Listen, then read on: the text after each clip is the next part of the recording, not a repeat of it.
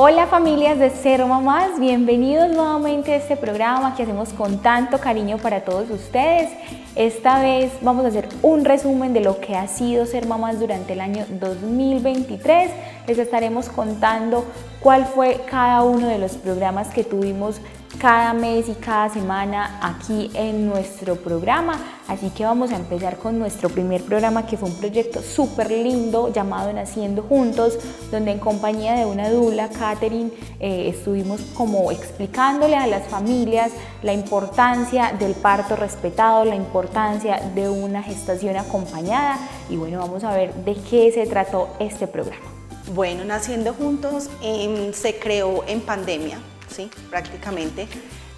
Antes de pandemia pues ya había tenido la oportunidad de formarme como dula. También soy auxiliar de enfermería. Trabajé 14 años como auxiliar de enfermería en la clínica Sommer, 20 años trabajando como auxiliar y 14 de ellos en la clínica Sommer en el área de maternidad. Entonces ahí tuve la experiencia pues y el contacto con muchas mujeres en estado de gestación. Empezó a nacer ese gusto por acompañar a las familias y me formé como dula antes de pandemia y durante la pandemia me volví a formar nuevamente como dula, a hacer pues como estudios complementarios y ahí fue donde empezó pues como a nacer Naciendo Juntos. Después de que nació mi hija vi la necesidad de estar más tiempo con ella y ya con la experiencia que traía de la clínica, pues empecé a hacer los acompañamientos de forma particular hasta que decidí pues renunciar a mi trabajo como auxiliar de enfermería y dedicarme solamente a Naciendo Juntos. Bueno, eso es muy bonito que nos compartas esta experiencia. Eres mamá. Soy mamá, una niña muy hermosa que nació en pandemia, precisamente en el 2020, cuando estábamos en plena pandemia, nació Julieta. Bueno, eso es muy bonito porque cuando somos madres, las mujeres que somos madres, instintivamente queremos eso, o sea, como afianzar esos conocimientos, Sí. fortalecer y poder vivir una maternidad bonita y ayudar a otras mamás que también lo puedan hacer. Entonces yo creo que eso fue uno de los motivadores principales. Sí, ser mamá porque ya había pues la experiencia, ¿cierto?, en el área pues de la atención de la maternidad, pero también ya estaba la experiencia como mamá. Entonces vi que necesitamos mucho el acompañamiento y a veces las instituciones de pronto no tienen el espacio para prestarlo o de pronto las mamás no tienen los recursos para ese acompañamiento. Entonces de ahí nació Naciendo Juntos con unos proyectos muy específicos para acompañar a esas familias. Entonces ha sido muy bonito, ha sido una experiencia muy bonita porque ha tenido una acogida muy bonita en el Oriente. Bueno, eso nos alegra mucho. Caterine, yo aprovecho tu experiencia como auxiliar de enfermería y sobre todo en el área de maternidad. ¿Y viste de pronto alguna vez la diferencia entre una mamá o una familia que tiene un parto respetado y acompañado a de pronto esas mamás que llegan desinformadas, que no saben qué van a ir a hacer? ¿O cómo fue tu experiencia profesionalmente en esa área? Eso fue lo que me impulsó a mí a formarme como dula y a seguir como ese acompañamiento, porque la diferencia es abismal, o sea, el abismo es muy grande entre una mamá que no tiene información a una mamá que llega totalmente informada y que llega empoderada de su proceso. La mamá que no llega informada le entrega, como digámoslo así, le entrega su parto al ginecólogo, ¿sí? Y no debería ser así. Nuestro parto es nuestro parto, somos las dueñas de nuestro parto, ¿sí? Entonces la mamá que llega informada es la mamá que puede tomar sus propias decisiones, que puede mirar si esto sí lo quiere hacer, si no lo quiere hacer, ¿cierto? No solamente lo que el ginecólogo o el personal de salud le diga, que es lo que pasa con las mamás que no llegan informadas, y las mamás que llegan sin información llegan con muchos temores. Entonces eso es lo que he visto a lo largo de esos 14 años de trabajo como auxiliar de enfermería. La falta de información es un abismo muy grande entre las mamás. Bueno, eso es muy bonito porque una mamá que llega informada, llega empoderada de su cuerpo, de su parto, de su lactancia y de su bebé, o sea, puede decidir sobre el nacimiento y la forma del nacimiento de ese bebé. Aunque muchas veces los bebés son los que eligen cómo nacer, la mamá también puede tomar ahí decisiones y al menos sabe qué va a pasar con su cuerpo en ese momento. Caterina, entonces ya hablando de esto y ya que las familias saben un poquitico de tu trabajo y tu trayectoria, ahora sí contémosle cuál es el trabajo de una dula, cuál es tu trabajo, qué es lo que haces con las familias, especifiquemos un poquitico acerca de eso. Bueno, el trabajo de una dula es básicamente acompañar a la familia, ¿sí? Las dulas acompañamos a las familias durante la gestación, el parto y el posparto. Hay dulas, pueden haber varias clases de dulas, hay dulas solamente de gestación, hay dulas solamente de parto o hay dulas solamente de posparto, como también hay dulas de duelo gestacional, cuando hay pérdidas gestacionales. Mi carrera se enfoca durante la gestación, el parto y el posparto. Entonces yo le brindo a la familia unos talleres de acompañamiento, que son talleres, básicamente 4 o 5 talleres de acompañamiento que hacemos durante la gestación para preparar a esa mujer, ¿sí? Y también para preparar a ese acompañante significativo de esa mujer, porque no dejamos de lado que hay una persona de pronto significativa para esa mamá, sea la pareja, sea su propia mamá. Entonces también involucramos al acompañante en estos talleres. Son talleres informativos, todos los talleres son basados en evidencia. También se está incluyendo el taller de cuidados del recién nacido, incluimos un taller de lactancia materna. De ahí hacemos el acompañamiento durante el posparto, durante el trabajo de parto, que es el acompañamiento en la clínica donde la madre decida hacerlo, o en el hospital donde la madre decida hacerlo, y después hacemos el acompañamiento posparto. También hago el cierre de dieta, que es también un proceso muy bonito, que también está incluido pues como en todo el programa que tengo para el acompañamiento de las familias. Y es muy importante, las mamás que tengan la oportunidad de hacerse un cierre de dieta es muy importante porque el cuerpo tiene que volver como a su lugar, entonces es muy bonito y muy importante que se lo hagan.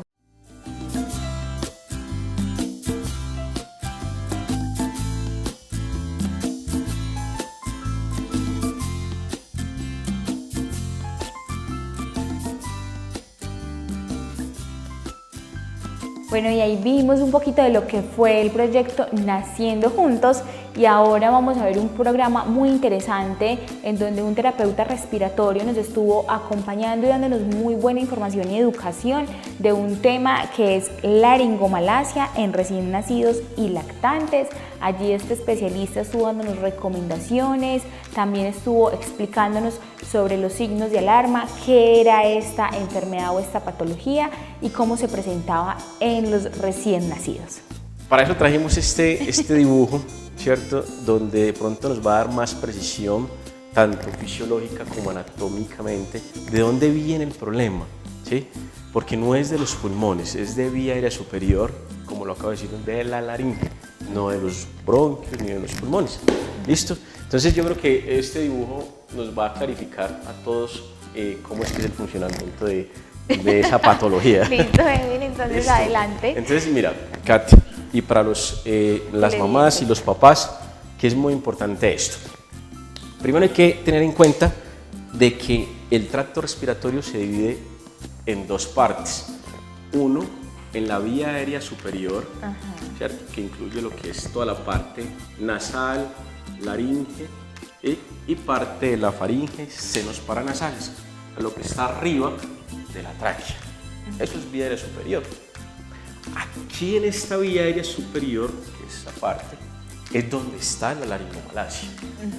No está en la otra parte, que es la vía aérea inferior, que viene a partir de la tráquea hacia abajo. O sea, lo que incluye tráquea, bronquios, bronquiolos y todo lo que es ya el órgano que es el pulmón. Que son 2 vías aéreas diferentes. La laringomalacia está exactamente en la laringe. La laringe está por encima de las cuerdas vocales. Cuando nosotros hablamos, lo que nos provoca la fonación del habla son las cuerdas vocales. Esas cuerdas vocales que son como unas alitas, la laringomalacia está arriba de eso. En la laringe, o sea, está acá arriba exactamente, ¿cierto? Entonces, esa laringomalacia produce unos signos y unos síntomas que son como un silbido, ¿ya? Pero hay veces confundimos el silbido como si fuera de los bronquios. Entonces, por eso hay que tener mucha precisión y siempre acudir al especialista idóneo para que verifique de dónde es que está el problema y cuál es la causa. ¿cierto? Entonces, cuando entra el aire por la nariz, ¿cierto? Y pasa ese aire por aquí, por la laringe, y como esa laringe está con una anomalía, ese tejido blando es flexible, abre y cierra, pero en este momento de la laringomalacia hay un engrosamiento de esa pared. Y eso es lo que hace que suene. Y eso hace que cuando tú entres el aire, en la inspiración produzca el ruido. Y es donde el niño empieza a tener la sintomatología. Es muy común en la fase inspiratoria, cuando inhalamos. Al estar esta obstrucción aquí, porque esto es como una tubería, Sí. ¿ya? Es como una tubería que cuando usted pone un tapón allí, pues obviamente se va a obstruir. Claro. Y se ve reflejado en todo el sistema respiratorio del niño. Al tener este tapón aquí, esta obstrucción de esa laringomalacia, pues cuando entre el aire va a ser más dificultuoso, va a ser más difícil para él tomar el aire y se va a ver reflejado en toda la parte respiratoria, ya donde los síntomas y signos se ven ya reflejados porque tienen que hacer mayor esfuerzo. Entonces vemos que el niño empieza con un silbido y a ese silbido le llamamos estridor, el famoso estridor, que es muy común también a nivel médico y en los niños. ¿Ya? Pero el estridor puede dar tanto en lactantes como recién nacidos y en los niños pediátricos. Pero por eso es la laringomalacia da en lactantes Y en neonatos. y recién nacidos, Sí. Ya. Y producen este signo, que es el estridor. ¿Listo? Bueno. ¿Cómo se trata eso? ¿Cómo se trata eso? Vamos por allá. ¿Cómo se debe tratar este estridor? Bueno, entonces, lo primero es que los papás empiezan a escuchar un silbido, como algo que los obstruye. ¿Ya? No quiere decir que todo sea eso, pero hay que identificar. Un niño no respira anormal, debe respirar pleno. Entra y sale el aire pleno, ningún ruido. ¿Listo? Entonces, ¿cómo se trata esto? Inicialmente, tenemos que preguntarnos, ¿esa laringomalacia es quirúrgica o se trata con tratamiento médico? Dos preguntas claves, ¿cierto? Y la respuesta es la siguiente. Hay que definir, en primera instancia, cómo está la laringomalacia. ¿Qué tanto porcentaje tiene de cierre su vía aérea superior? Por medio de una fibrolaringoscopia que la hace el otorrino. Y él definirá si es quirúrgico o si iniciamos tratamiento médico, antiinflamatorios, para ver si ese tejido de la laringe desinflama y vuelve a su estado normal. En algunos niños, con tratamiento médico y un gran porcentaje salen de la laringomalacia y disminuye el estridor. En algunos casos tiene que ser quirúrgico porque es demasiada la inflamación y la obstrucción que necesitan dilatar la pared de la laringe. ¿Listo? ¿Cuánto puede durar el tratamiento médico si se define que sea un tratamiento médico? Bueno, digamos algo absoluto en números que yo te pueda decir, no. Pero hay niños que con el tiempo ellos van mejorando y van disminuyendo el estridor, que ese es el signo más claro. Y los signos de alarma, que son dificultad para respirar, retracciones hipoideas, prestaciones externales, aleteo, etc.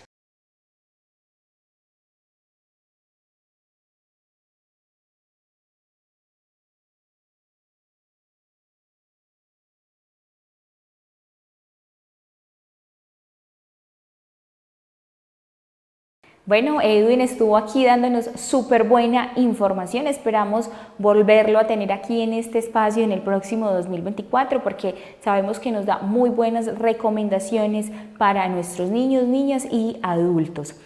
Otro de los programas muy lindos fue sobre familias gestantes, un programa que hicimos en compañía del hospital de acá del municipio de Guarne, donde estuvimos hablando del acompañamiento a las familias gestantes que hacen desde acá, desde el hospital del municipio de Guarne, con un proyecto muy bonito de parto respetado, parto humanizado y parto acompañado. En estos encuentros tratamos desde el desarrollo embrionario, desde que se está formando el bebé, hasta su posparto, hasta los cuidados posparto y del recién nacido, o sea, todo el proceso de la gestación hasta su final, ¿cierto? También miramos signos y síntomas de alarma tanto en el recién nacido, en la mujer en posparto y obviamente durante la gestación por cada trimestre. Estos signos y síntomas de alarma a veces creemos que son normales, entonces es muy importante que ese acompañante, toda esa familia gestante nos acompañe, ya que por decir, si la mamá tiene fiebre, eso es normal en nuestra gestación, no es normal, y si la mamá no recuerda nuestras educaciones que realizamos en el control prenatal en las familias gestantes, por eso la importancia de que vaya con un acompañante que también pueda ayudar en esta gestación. Recordemos que no solamente la mujer quien gesta, sino toda una familia, de ahí sale nuestro nombre, familias gestantes. También está lactancia materna, en donde miramos varios temas por ejemplo, mitos y verdades, hablamos sobre los signos de buen agarre, cómo estamos lactando a nuestros bebés, nuestras técnicas de lactancia materna, las posiciones, y algo muy importante es el almacenamiento de la leche materna, el banco de leche. Muchas de nuestras mamás son trabajadoras, después de que termine su periodo de incapacidad de licencia de maternidad, tienen que empezar a trabajar y tienen que empezar su banco de leche en casa, ¿cierto? ¿Cómo vamos a almacenar esta leche? ¿En qué recipientes? Si se puede congelar, si no se puede congelar, y cuánto tiempo necesita esta leche para pueda ser consumida por el bebé, ¿cierto? Entonces, son muchos temas que muchas veces desconocemos y que toda esa normatividad, todo eso cambia constantemente. Entonces puede que hace unos años atrás se pudiera almacenar la leche 6 meses en congelador, ya no. Entonces lo ideal es que nuestras madres gestantes, nuestras familias gestantes se mantengan actualizadas sobre estos temas. También tenemos planificación familiar. Lo ideal es que nosotros como madres gestantes no tengamos un niño muy rápido, pero tampoco mucho después, por eso se llama planificación familiar. ¿Cómo vamos a planificar nuestra familia? Entonces hay unos métodos anticonceptivos que interfieren con la lactancia materna, otros que no, y asesoramos a todas nuestras madres gestantes sobre el método que van a utilizar después de su parto. Lo ideal es que lo tengamos definido durante la gestación, ya que cuando tengamos nuestro parto ya tengamos ese método y podamos empezar a planificar un método que no me interfiera con la lactancia materna. Sara, durante la gestación se dan diferentes cambios en el cuerpo de la mujer. Durante estos cursos también se brinda información sobre los cambios anatómicos que pasa en el cuerpo de la madre gestante. Sí, claro, hay un tema en específico y es uno de los primeritos donde se hablan de los cambios físicos que tiene la materna, ¿sí? Porque hay muchas maternas que en el control prenatal me duele la columna, me duelen los pies, entonces uno les explica ya todos esos cambios y de esa manera ellas logran entender cuáles son sus dolores que van a habitualmente tener en estos 9 meses y cuáles dolores son los que nos hacen acudir al servicio de urgencias. ¿Y cuáles son los cambios más relevantes que se pueden presentar en una mamá gestante? Bueno, aquí como... Por encimita, físicamente, los sí. Cambios físicos. Empezamos pues de manera cefalocaudal, entonces empezamos con el aumento de las mamas, muy sensibles. En cuanto a la columna, tenemos una desviación más pronunciada, entonces empezamos con los dolores a nivel lumbar. En las caderas tenemos un ensanchamiento de las caderas, entonces tenemos que podemos presentar pubalgia, o sea, dolor aquí bajito. Y en los miembros inferiores, todos los dolores que puedan haber, ¿cierto? Porque en nuestra etapa de gestación, nuestro cuerpo está soportando un peso que no es el habitual. porque hay retención de líquidos, porque ya las rodillas y los tobillos están soportando un peso que no es el habitual, entonces dejarles a ellas como esos temas importantes que no por cualquier dolor se va a ir a consultar por el servicio de urgencias. Bueno, como el curso lo dice, es un curso de familias gestantes, o sea que se integra la familia, o sea no solamente la mamá está ahí recibiendo formación, sino que la familia también. El acompañante de esa mamá, sea el esposo, la madre, la hermana o el acompañante que sea, también recibe educación durante este curso, Sara. Bueno, hay un tema en especial que se llama acompañante del parto. Y es un tema específicamente como para ellos, ¿cierto? Para enseñarles cómo se debe hacer ese acompañamiento en ese proceso, que es un proceso muy álgido, ¿cierto? Es un proceso muy crítico para la mamá, pero también entonces entra ahí a jugar un papel importante el acompañante. ¿Cómo voy yo a hacer ese acompañamiento en el momento del parto? Y más, ya que tocaste el tema, porque nosotros en la institución tenemos la política de parto humanizado, entonces ¿eso qué quiere decir? Que pueden entrar con los acompañantes. Entonces es muy importante que esos dos acompañantes que vayan a entrar al momento del parto estén en esa educación para saber cómo ayudar y no cómo desencadenar una peor respuesta en ese momento álgico de la gestante. Bueno, ustedes, como dicen, es una institución certificada en parto humanizado, ¿cierto?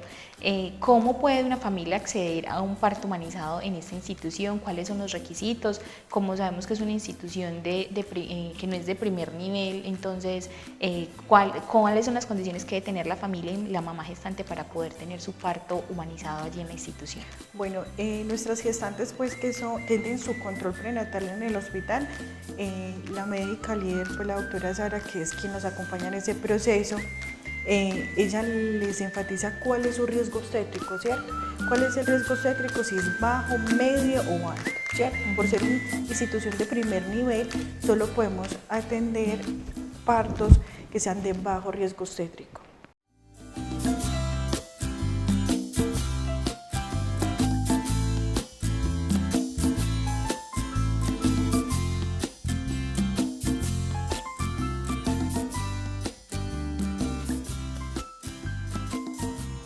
Y este fue el proyecto que presentaban desde el hospital del municipio de Guarne, y ahora el programa que sigue a continuación fue un programa bien especial y muy importante, sobre todo para esas familias que han sufrido pérdidas gestacionales, pérdidas perinatales, un tema que es tabú y que es silenciado, pero que de la mano de una especialista, de una psicóloga, estuvimos hablando de lo que es el duelo perinatal, cómo afrontarlo, cómo asumirlo, cómo vivirlo en familia, cómo acompañar a esa mamá y a ese papá que están atravesando por una pérdida perinatal.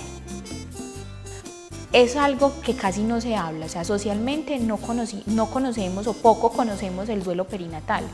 ¿Por qué socialmente eso está como tan oculto, tan por allá a un ladito, como que le tenemos un misterio a hablar de los duelos y de las pérdidas perinatales? Esa pregunta me parece muy pertinente y por eso es importante hablar del duelo perinatal acá, porque generalmente, si nosotros pensamos nuestra sociedad, el tema de la muerte, también por la cultura, el tipo de religiones y demás, la muerte es un tema que no se habla, que es como un tabú, que queremos pasarlo rápidamente por el sufrimiento y porque no lo hablamos, entonces no estamos preparados. Yo sé que no estamos preparados para la muerte, pero cuando viene la muerte de un bebé, que en teoría se espera que cuando llega un bebé a la vida, pues a la casa se espera vida, se espera alegría, se espera como toda esa ilusión que tú decías. Una de las cosas que más vienen con la pérdida perinatal es la pérdida de ilusiones, ¿no? Entonces cuando tú te enteras, viene mucha ambivalencia cuando uno se entera de un embarazo, porque uno dice, ¿será que sí podré ser mamá? O ese temor de qué lindo, pero no sé si lo logre. Pero desde el momento uno en que tú te ves embarazada con tu pareja, empieza la ilusión, ¿no?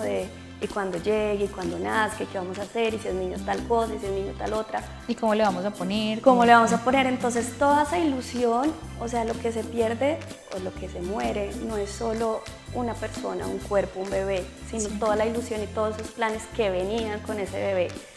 Entonces, ¿por qué no se habla? Porque si la muerte de los adultos es muy difícil considerarla en nuestra cabeza, la del bebé es aún más, porque ya lo que te decía, uno espera vida, uno espera como la prolongación de nuestra especie, de nuestra familia, y viene esa noticia, ¿no? Entonces incluso el sistema médico no está preparado para sus duelos, o sea, ya hemos visto también, y la idea es hacer intervención con ellos, en quién acoge a los que cuidan.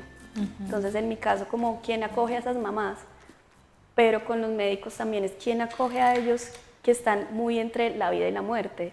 Y el médico también es él, o las médicas son las que están siempre velando por la vida, Por cuidar vida. por sobrevivir, por todo ese tema. Entonces, cuando, por ejemplo, una pérdida que está anunciada, que es lo que tú decías, un embarazo donde te dicen no hay viabilidad de vida, o sea, el niño puede nacer, pero tiene unas horas, tal vez nace y muere, entonces ya vienes con ese proceso de duelo desde la cabeza. Sí. También hay unas cosas, pues hay otra cosa que nos dicen es, bueno, vas a interrumpir el embarazo, pues porque viene con un problema, no sé, genético, lo que sea el bebé. Entonces, es un tema complejo porque tiene muchos, es un abanico como de opciones, pero sobre todo es porque nos duele mucho la muerte de los niños cuando en realidad deberían vivir. Entonces, es como una cosa en contra de lo normal o en contra de la naturaleza. Pero ¿qué pasa? Nos hace mucho daño callar. Entonces hay mujeres o parejas que esperamos, por ejemplo, que el niño, pues tener el tamizaje genético, que es pues como esa ecografía que nos dicen, como que vamos chuleando, pero lo que hemos visto es que cuando nosotros decidimos callar el embarazo y tenemos un aborto, es muy duro porque lo vivimos aún más en silencio, pues porque no lo comentamos, entonces uno también evita comentarlo porque uno dice, no, es que si lo pierdo me van a estar preguntando que qué pasó con el bebé, entonces eso me va a dar duro, pero también da muy duro vivirlo en silencio y no tener con quién compartirlo porque no lo contaste. Entonces eso sería. Y que son pocas las familias y las parejas que se enfrentan a estas pérdidas, porque digamos que, pues como no se habla, entonces no conocemos a personas que hayan vivido una situación similar y en las que nos podamos apoyar, ¿cierto? Que buscar apoyo en personas que ya hayan vivido esas experiencias, yo creo que es algo muy valioso. Pero como es algo que está tan silenciado, pues no encontramos en quién apoyarnos, en quién buscar esa ayuda. Entonces yo creo que sí es muy valioso, Andrea, que empecemos a hablar de las pérdidas y de los duelos perinatales, porque hay que vivirlos y no solamente lo vive la mujer, que es la madre, que perdió su bebé, ¿cierto? Sino que el padre también tenía esa ilusión, estaban los abuelos y había toda una familia que estaba esperando la llegada y que también son como invisibilizados, o sea, como que sabemos que la madre es la que más sufre, ¿cierto? Porque ella es la que está perdiendo ese bebé, pero no tenemos en cuenta que en el papá también se puede ocasionar un dolor, que en la familia también se puede ocasionar un dolor y un duelo. Entonces, ¿por qué es importante también involucrarlos a ellos en esta pérdida, en este duelo? Lo que tú dices, siempre nos enfocamos mucho en la mamá, pues porque es la que lo tuvo en la barriga, pues como que lo vemos esa conexión. Pero eso no quiere decir que el papá ni los otros parientes no tuvieran un vínculo. El vínculo con el papá se crea también con las ilusiones, le hablan al bebé, están pendientes, lo acompañan a uno a los chequeos. Bueno, siempre hay un vínculo que se está construyendo, así como el que nosotros hemos construido. Pero entonces es importante tener en cuenta la opinión del papá, qué pasa ahí. Lo mismo el contexto, yo tengo mucho en cuenta como todo el contexto. Entonces, por ejemplo, el tema de la masculinidad. Los mandatos de no, usted tiene que estar firme para que ella esté bien, pero por dentro se están destruyendo, por decirlo así, están cayendo también lentamente. También otra cosa importante que estabas hablando es la importancia de compartir con alguien que siente lo que tú sientes. Entonces yo siempre, por ejemplo, en mi terapia, hacemos un acompañamiento individual familiar, pero también sugiero muchos grupos de apoyo. Y hay grupos de apoyo específicos para hombres, por lo mismo, porque se sienten aún menos visibilizados, menos escuchados. Entonces sí es vital compartir, sobre todo no solo el duelo perinatal, sino el duelo en general. Siempre se sugiere los grupos de apoyo, porque realmente te puedes lograr poner en la piel, o sea, o te escuchas a alguien que dice, sí, él lo entiende. Entonces eso es muy importante como en un acompañamiento.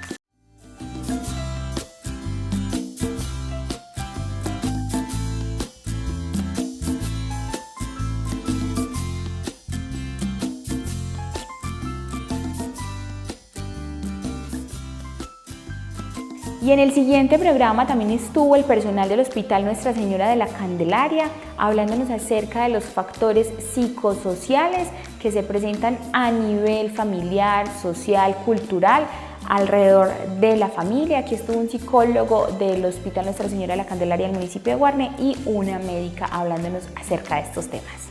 Los beneficios de la lactancia materna, tanto para el vínculo como para la economía, incluso para cuidar el planeta, la lactancia materna influye mucho en eso. Claro, el niño empieza a reconocer el olor de la mamá, o sea, el pecho de la mamá, cuando en el parto el arrastre hacia el pecho de la mamá hace que ese vínculo sea un proceso hermoso y cuando ellos se arrastran hacia el pecho de la mamá es algo maravilloso que lo practicamos en el hospital sobre el parto humanizado. Entonces esa lactancia también es una forma de vincularse con ese bebé, esa mamá, y hay un vínculo que yo creo que es indestructible si lo hacemos de la mejor forma, y la lactancia materna tiene eso también. Es cierto. Durante este acompañamiento que hacen ustedes durante la gestación, también se presta acompañamiento, Sara, en el taller o en el curso de familias gestantes, acompañamiento posparto, porque en el posparto, Sara, es un momento donde la mamá, sobre todo cuando son mamás primerizas, están ahí como a la deriva, y a pesar de que hayan tenido tanta información en el curso, a veces se les olvida porque están ahí como teniendo una vida que es ajena a ellas. Está también ese acompañamiento posparto. Con respecto a la revisión posparto, tenemos que se hace a los 3 días y a los 5 días a la mamá y al bebé, que es una cita médica pues general para mirar cómo va evolucionando y ganando de peso el bebé. Si en esa consulta detectamos algún signo de alarma con respecto a inexperiencias, a preguntas, a cuestionamientos que la mamá haga, nos la remiten a nosotros y pueden estar en el curso de familias gestantes. Y si vemos que hay algo más, una depresión postparto o algo más que lleve pues como una cita con psicología, se remite especialmente a él. Generalmente, Gabriel, esto sucede, las mamás, sobre todo cuando son primerizas, que se enfrentan a esta nueva vida, ¿cierto? De tener que cuidarse a ellas mismas y tener que cuidar otro ser humano, frecuentemente presentan síntomas de depresión postparto. ¿Cuáles son estos síntomas y cuáles son las recomendaciones para estas mamás? Bueno, en algunas ocasiones, no es frecuente, ¿cierto? En algunas ocasiones porque ya cambia la dinámica familiar, en algún momento ellas tienen que posponer su sueño, su proyecto de vida como lo tenían planeado. En algún momento se ven afectadas porque están en la dicotomía que no saben si seguir trabajando o dedicarse solamente a cuidar el bebé, entonces piensan como en la parte económica también. Entonces pueden ir surgiendo, emergiendo emociones como la tristeza, la angustia, la ansiedad, el llanto, o que no pueden dormir, o pérdida del apetito, se ponen irritables. En algunas situaciones, cuando hay otro tipo de trastornos que se pueden desencadenar con síntomas psicóticos, con alucinaciones visuales o auditivas, es estar pendiente como todos esos signos y síntomas que son alarmantes, ¿cierto? Entonces, si ya vemos que no está durmiendo, que el llanto es continuo, que se torna irritable, que se torna agresiva, que tiene pensamientos de muerte, que había aceptado el bebé y ahora llegó un pensamiento de interrumpir el embarazo, entonces adentrarnos un poquito, investigar en la entrevista qué está pasando ahí, porque pueden ser factores externos que nos están dando esos signos de alarma, o pueden ser factores orgánicos, ¿cierto? No sabíamos, o ella no sabía que tenía un trastorno de base, por decir trastorno afectivo bipolar, y a raíz de la noticia y el cambio de esa dinámica se mueven ese tipo de situaciones y pueden aparecer eso. Entonces ya nosotros ¿qué hacemos? Es hacer una remisión con el especialista. Cuando vemos que hay unos síntomas depresivos de leves a moderados o graves, es remitir al especialista, porque hay algunos medicamentos que pueden ser invasivos para el bebé. Entonces a veces, mándeme algo para estos síntomas depresivos, o a la médica. No, mira, hay que ser muy prudentes porque podemos estar alerta a todo este tipo de situaciones y buscar siempre el mejor entorno para que haya un equilibrio emocional, comportamental y del entorno de la gestante, para que tenga un buen desarrollo ese bebé y sea un bebé que nazca en un hogar feliz. Bueno, todo esto es muy importante y muy valioso, que las familias tengan conocimiento de todo este acompañamiento que se les brindan, que finalmente no están solas, que desde el personal médico del hospital pues están ahí acompañándolas, brindándoles asesorías con diferentes profesionales. Y bueno, pues invitemos nuevamente, Sara, a las familias para que hagan parte de este curso, para que puedan tener este acompañamiento tan bonito que desde allí se les brinda.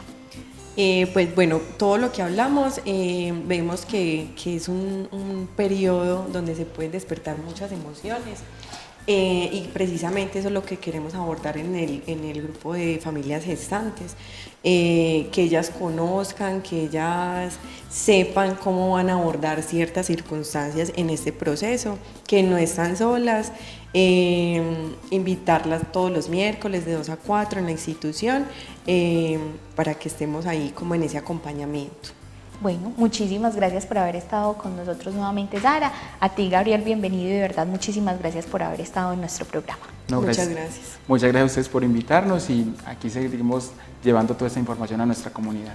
Bueno, familias, ya saben que les queda nuevamente la invitación para que participen en el programa de familias gestantes del Hospital Nuestra Señora de la Candelaria, donde van a tener acompañamiento médico, acompañamiento psicológico, acompañamiento con la fisioterapeuta, con la enfermera. Entonces, no desaprovechen este espacio, que es un espacio gratuito y para todas las familias, desde los estratos 1 hasta el estrato 6, ¿cierto? Así que, de nuevo, muchas gracias y bueno, ahí les queda la invitación.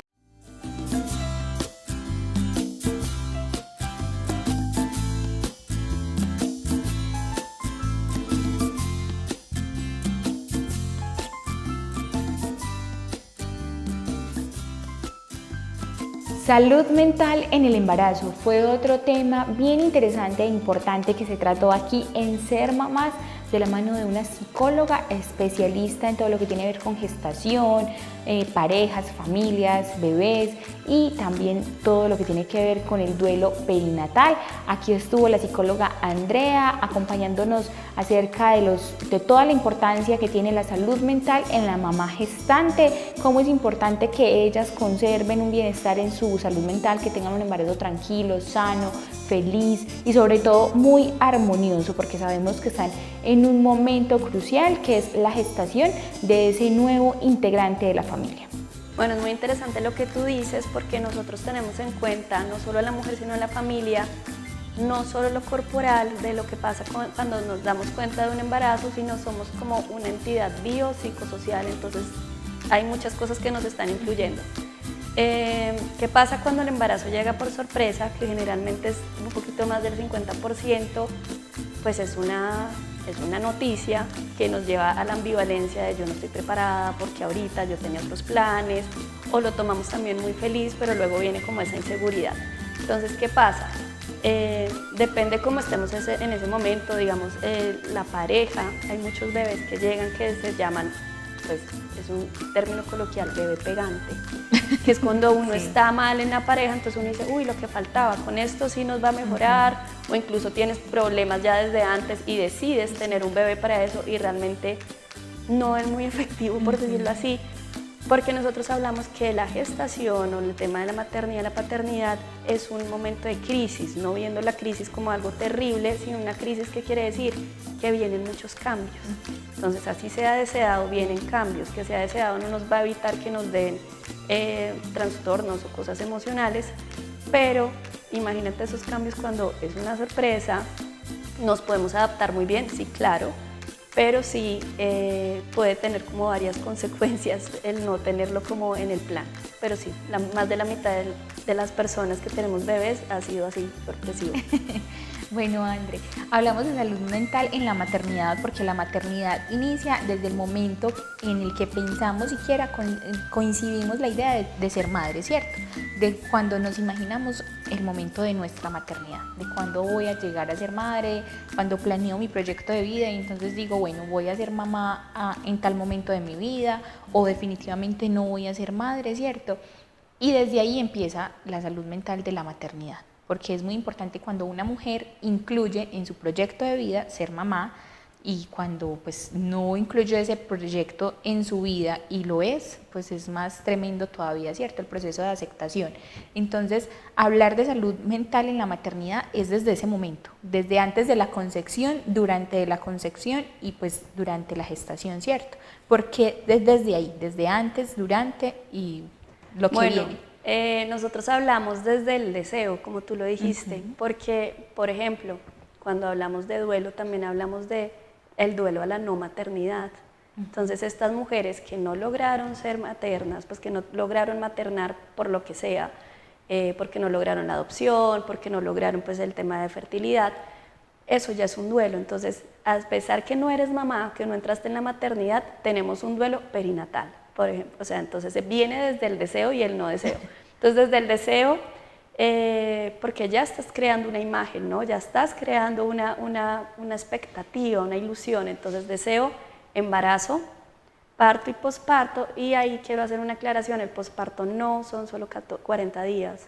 El posparto, nosotros hacemos atención perinatal, por ejemplo yo, hasta los 3 años posparto. Más o menos. ¿Por qué? Porque, bueno, ya sabemos, el posparto no es algo físico, es una fusión emocional, entonces viene con muchos cambios, y la salud mental perinatal, y yo hablo de mamá o maternidad, pero allá incluyo la paternidad también, porque vemos que también se afecta la parte mental de los papás en esa crisis, que son momentos de adaptación de muchas cosas adaptándose al mismo tiempo, no solo el cuerpo ni la llegada del bebé, sino los roles familiares, la parte financiera, eso es otra cosa que también nos hace mucho peso. Entonces sí, desde ahí empieza, desde el deseo. Es muy complejo, y sobre todo desde esa parte concepcional. Por ejemplo, esas mamás o esas mujeres que decidieron no ser mamás y que se lo decidieron y tomaron acciones en su cuerpo para no ser madres, se hicieron la tubectomía, la ligadura de trompas, y que llegan a una edad adulta y ya tienen ese deseo de ser madres. O sea, es muy tremendo, y finalmente desde ahí entra el estado de la salud mental de la madre. Y en el momento de coincidir pues en el momento concepcional, Andrea, porque muchas familias pues tienen mucha facilidad y fácilmente planean ser padres y lo logran, ¿cierto? Pero hay otras tantas que no logran llegar a ser padres o a ser madres de una manera tan fácil. Entonces entran en tratamientos de fertilidad, entonces ya hay que reprocharle a mi cuerpo de por qué no puedo, por qué mi pareja no puede, por qué me pasa esto a mí, o por qué tantas personas tienen tantos hijos con condiciones tan difíciles, y yo que puedo darle calidad de vida, entonces no puedo tenerlo.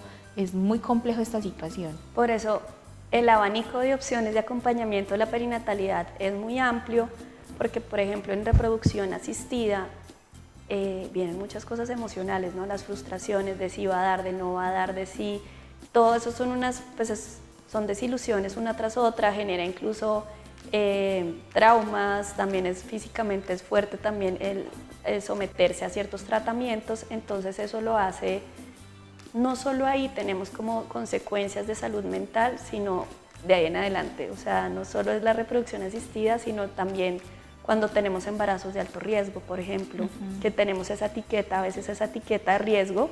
De que en cualquier momento lo podemos perder. O no necesariamente eso, por ejemplo, diabetes gestacional, cualquier tipo de riesgo, ya nos ponen alerta, nos ponen una atención, entonces ahí podemos desarrollar ciertas cosas de ansiedad, trastornos de pánico, de estrés. Entonces, realmente, ¿qué pasa? En la maternidad es uno de los estados, de los momentos más vulnerables. Yo creo que es el más vulnerable para la mujer, hablando de salud mental. Tenemos, no sé, 40% más riesgo de desarrollar este tipo de trastornos y no lo sabemos. ¿Qué pasa con que no lo sabemos y no lo visibilizamos? Que no nos autorizamos a sentir ni a decir, creo que estoy triste, creo que estoy deprimida, creo que necesito ayuda, porque deberíamos estar plenamente completas y felices. Porque socialmente eso es lo que esperan de una mujer, ¿cierto? Cuando es madre, entonces ya es mamá, entonces vamos a disponernos a recibir ese bebé con toda la felicidad, con toda la tranquilidad, vamos a proyectarnos, a planificar cómo se va a desarrollar nuestra vida de aquí en adelante.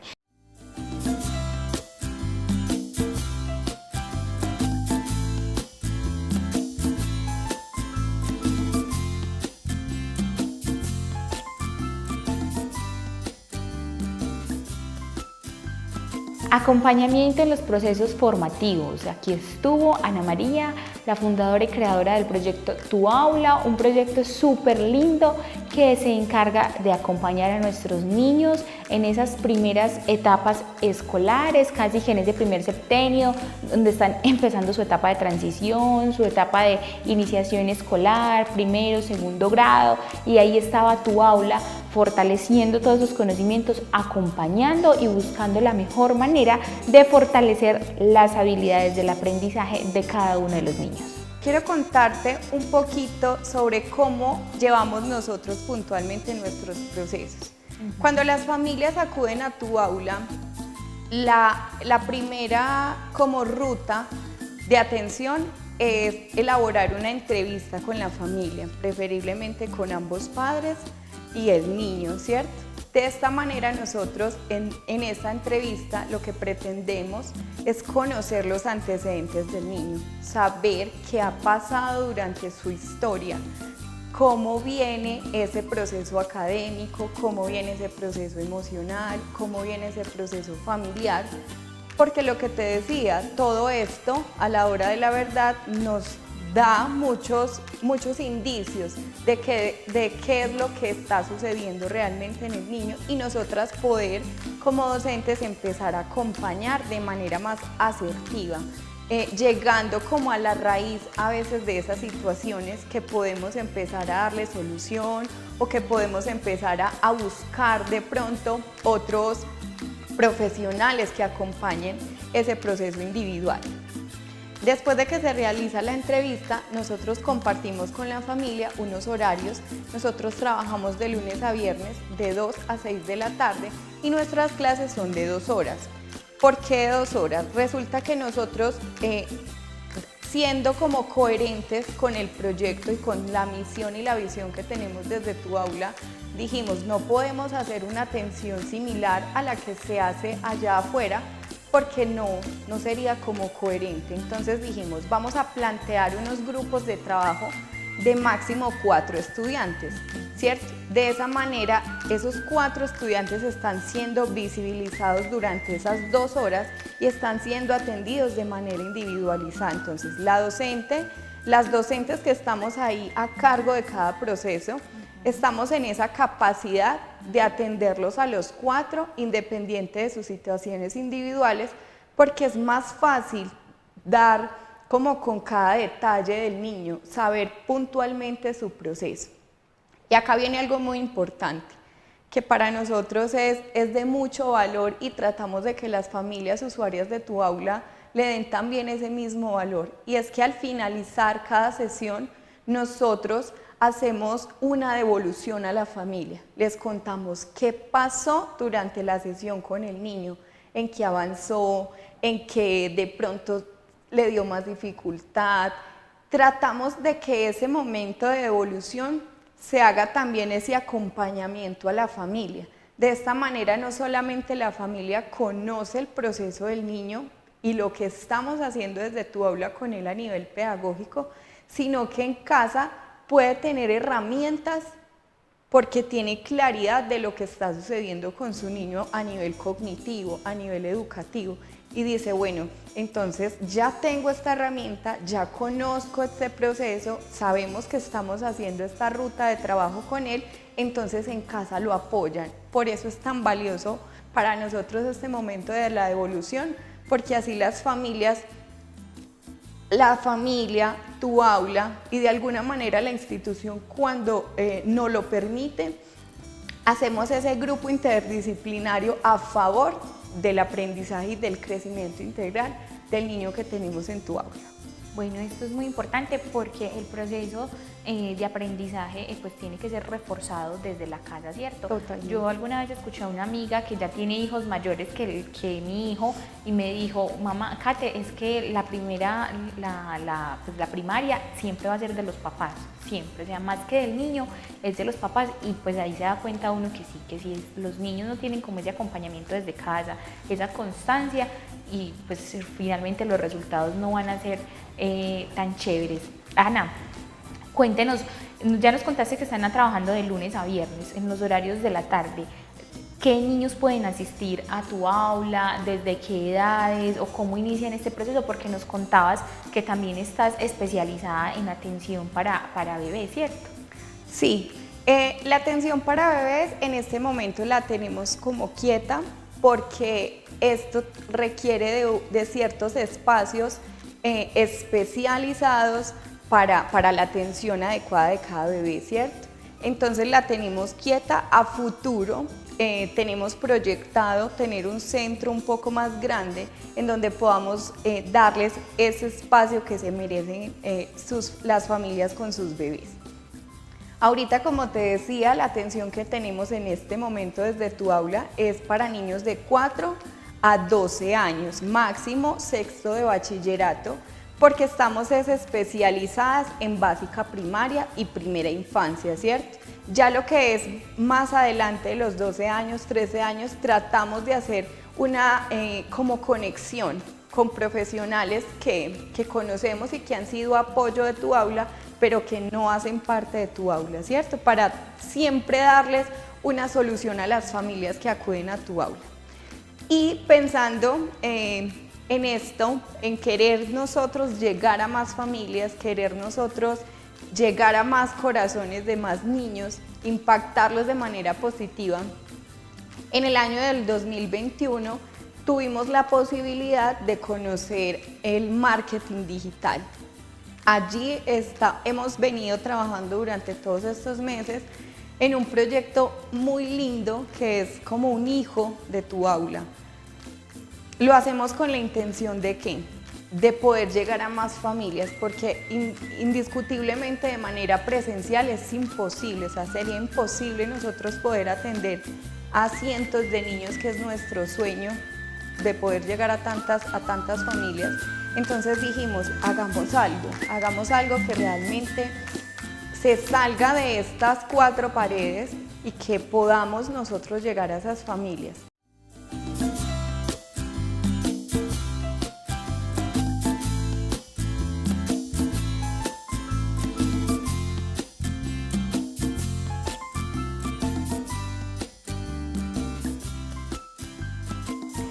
Y aquí en Ser Mamás estuvo Valentina Molina hablándonos de un proyecto súper lindo que se llama Volar para Contar, un proyecto que a través de la música, el arte, las creaciones y el juego, los niños aprenden y manifiestan diferentes habilidades artísticas que tienen. Y bueno, esto fue una forma muy linda que a través de este proyecto Valentina Molina vino aquí a mostrarnos de qué se trataba Volar para Contar. La mayoría de nuestros temas son temas como la autoestima, el autoconocimiento, digamos que trabajamos mucho el tema de los colores, toda la parte de la estética visual que es tan importante en los chiquitos y las chiquitas. Entonces sí, así fue como comenzó todo este recorrido que es tan grato. Vale, podríamos decir entonces que Volar para Contar es un proyecto que promociona la lectura, pues porque hablamos de que hay 15 cuentos ilustrados de tu autoría que trabajan las emociones y trabajan diferentes aspectos en los niños, pero nos mencionabas en tu presentación que también eres profe en Wari. Wari es un proyecto muy bonito, ¿cierto? Un lugar donde los niños se pueden educar de una manera alternativa. Y yo sí quisiera que mencionaras acerca de qué es Wari, cómo es y cómo nace también Wari, porque es un proyecto que se preocupa por educar a los niños desde la experiencia y desde las habilidades individuales de cada uno de ellos. Sí, así es. En Casa Wari, digamos que potenciamos diferentes áreas, en especial las áreas creativas son uno de nuestros enfoques más grandes. Y yo estoy en la sala Plater y yo, que es una sala de estimulación a la lectura. Obviamente estamos hablando de primera infancia, entonces no hablamos de procesos de lectoescritura como tal, sino del amor y la pasión por los libros, por los cuentos.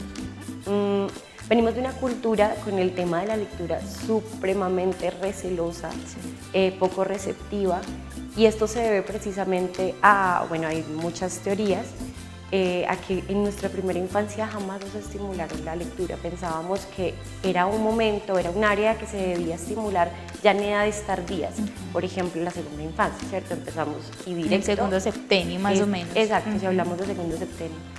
Y digamos que lo que hacemos es tratar de que ellos trabajen, se enamoren de la lectura, de los cuentos, de tocarlos, de las historias, más desde eso, desde esa pasión, desde ese gusto, que por el mero hecho de aprender a leer para tener un futuro como, no sé, para después tener una educación superior, etc.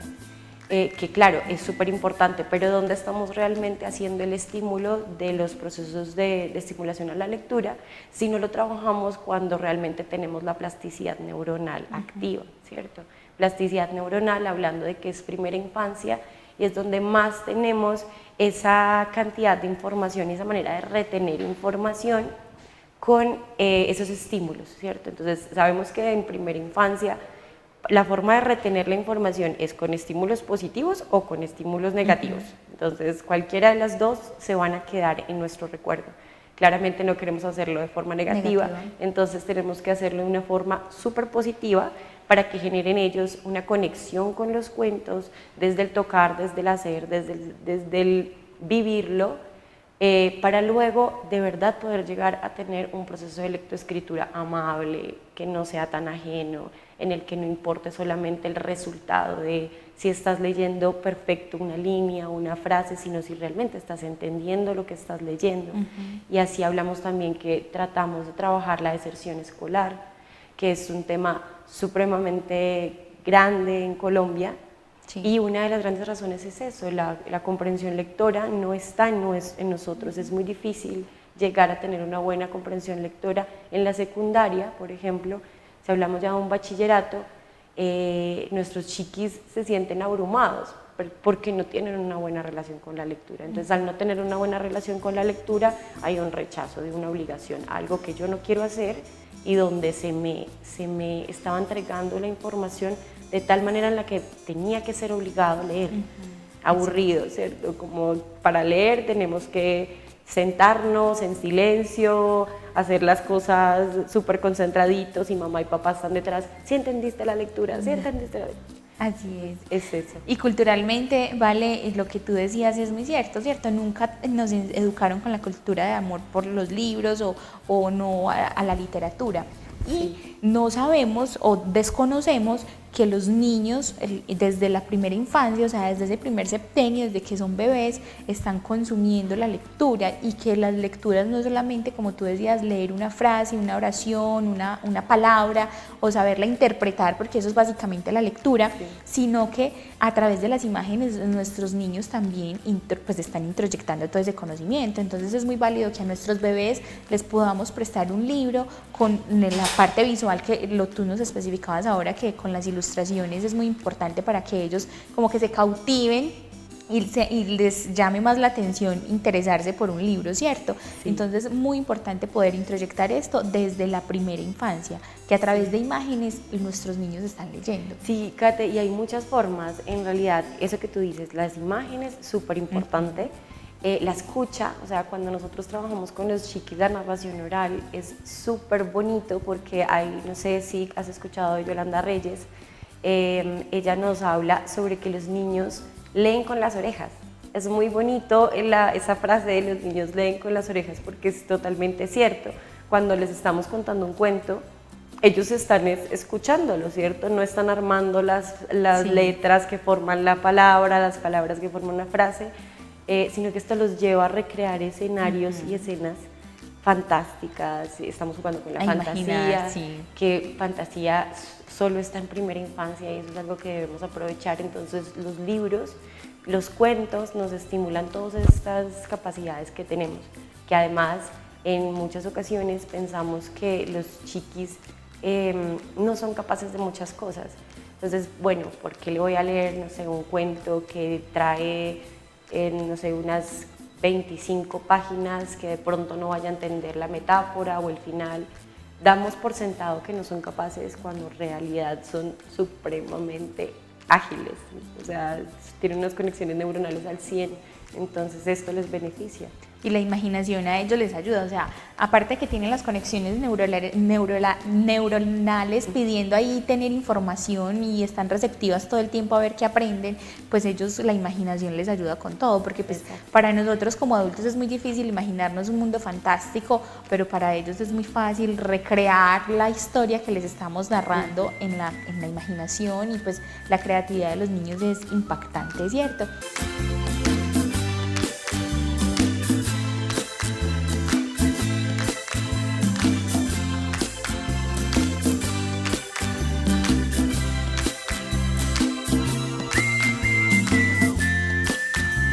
Y con el proyecto Volar para Contar nos vamos a nuestro corte a comerciales, pero ya volvemos a hablar de todo lo que fue ser mamás durante este primer semestre del año 2023.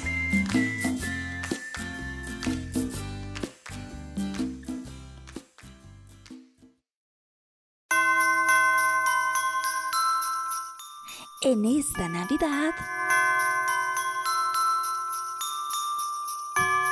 comparte, disfruta,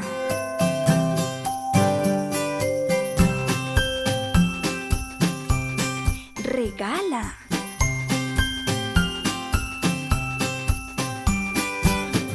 y vive en familia.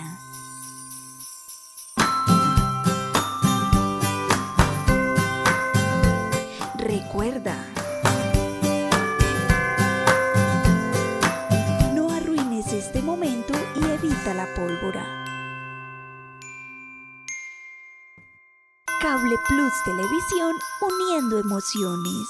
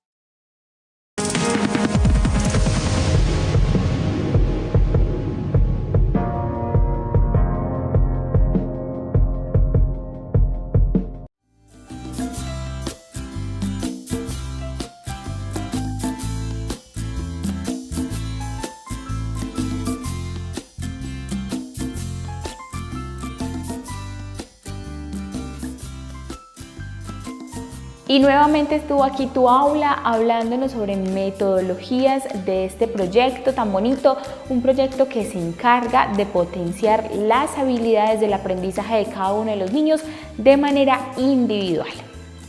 O sea que desde la casa también podemos implementar este pilar, o sea que nuestros niños puedan alcanzar grandes metas a nivel de aprendizaje en corto tiempo o de una manera más anticipada. Sí, así es. Casualmente, Kate, por eso en el programa anterior y en este vuelvo como a recordarles que nosotros desde Tu Aula ahorita estamos también incursionando en el mundo digital, en donde estamos ofreciendo una formación acelerada, una formación intensiva para los padres, cuidadores que quieran acelerar esos procesos desde la casa y que quieran implementar nuestra metodología paso a paso, teniendo esa guía y también teniéndonos a nosotros como respaldo. También les estuve mencionando que tenemos unas profesionales que se añaden a nosotros en ciertos momentos como cruciales del camino, que son una fonoaudióloga y una neuropsicóloga, que son también las que están velando porque ese proceso se dé de la mejor manera, ¿cierto? Entonces es muy rico que nosotras ahora tengamos esta posibilidad, no solo ya de hacerlo desde nuestras aulas, sino también de compartirlo con las familias, de que vean que pueden ser esos gestores de ese proceso educativo con sus hijos desde casa, que a veces como padres no tenemos los recursos, en las instituciones de pronto no nos los dan.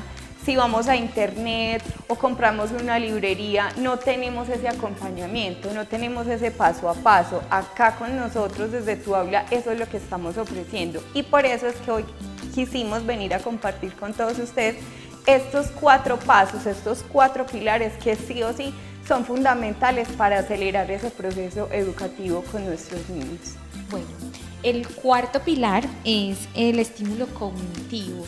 Profe María, ¿cómo se trabaja el estímulo cognitivo con los niños? Porque pues uno habla de estímulos y uno está estimulando a los hijos todo el tiempo, o sea, desde que nacen, cualquier aspecto del exterior o del ambiente, pues es un estímulo para ellos, pero ¿cómo realizar de manera efectiva un estímulo cognitivo, profe María? Bueno, Katy, te comento. Antes de saber cómo se va a favorecer o de qué tipo lo vamos a hacer, es muy importante saber qué significado tiene el estímulo cognitivo, qué es, para nosotros poder saber en sí cómo lo vamos a hacer, ¿cierto? El estímulo cognitivo es ese refuerzo que nosotros damos a las actividades cerebrales que tenemos. Actividades como cuáles, la memoria, la atención, la percepción visual, el seguimiento de instrucciones, el acato de la norma y muchas otras que favorecen, ¿cierto? El objetivo principal del estímulo cognitivo es reforzar esas actividades cerebrales, pero no hay que dejar pasar por alto que también es muy importante hacerlo con otro objetivo, que sería evitar una rehabilitación a corto, mediano o largo plazo. ¿Por qué? Porque el estímulo cognitivo, y en relación con lo que hemos hablado, es también ese equipamiento que estamos dando, que estamos teniendo con los niños, las herramientas que les estamos brindando para que ellos puedan consolidar sus aprendizajes de manera más sencilla, que no se les dificulte tanto, que puedan como tener una mejor percepción de las cosas, cómo evitar ese tipo de lo que te mencionaba de la rehabilitación, ¿cierto? Muy sencillo, con un ejemplo podría ser como uno va al gimnasio y uno no llega directo a alzar una pesa. Uno antes de alzar la pesa tiene que hacer un calentamiento. Eso es lo que estamos haciendo con el cerebro, lo estamos estimulando, lo estamos trabajando para que él esté preparado al momento de nosotros llegar con un tema en específico y que él sepa que ya que va a empezar a trabajar, que va a empezar a recibir información para que la pueda consolidar de mejor manera y que el aprendizaje sea no solamente sencillo, sino que también sea muy significativo, que tenga algo importante, que el niño entienda la importancia de prepararse antes de hacer las cosas para que él pueda sentirse mucho mejor y para que pueda adquirir un aprendizaje, unos conocimientos más sólidos. Bueno, Ana, ¿y cómo podemos brindarle este estímulo cognitivo asertivo a los niños? Porque todo el tiempo ellos están estimulados, ¿cierto? Pero ¿cómo hacer una buena estimulación de los niños cognitivamente? Bueno, mira, como lo mencionaba aquí la profe María, cuando concebimos que el estímulo cognitivo son todas esas actividades que hacemos con la intención de favorecer el proceso de aprendizaje, ¿cierto? De que si bien el aprendizaje incluye las actividades mentales de memoria, atención, percepción, ¿cierto? El lenguaje, todo lo que mencionaba la profe, entonces nosotros dentro de ese estímulo cognitivo, como tú lo mencionas, que todo el tiempo estamos recibiendo estímulos, pero cuando hacemos estímulo cognitivo netamente, estamos hablando de que hay una intencionalidad. ¿De qué? De favorecer específicamente la memoria, la atención, la percepción del niño, ¿cierto? Entonces, ¿cómo lo podemos hacer nosotros desde casa? Nosotros podemos conseguir o hacer juegos y actividades con nuestros niños en donde favorezcamos eso, la memoria.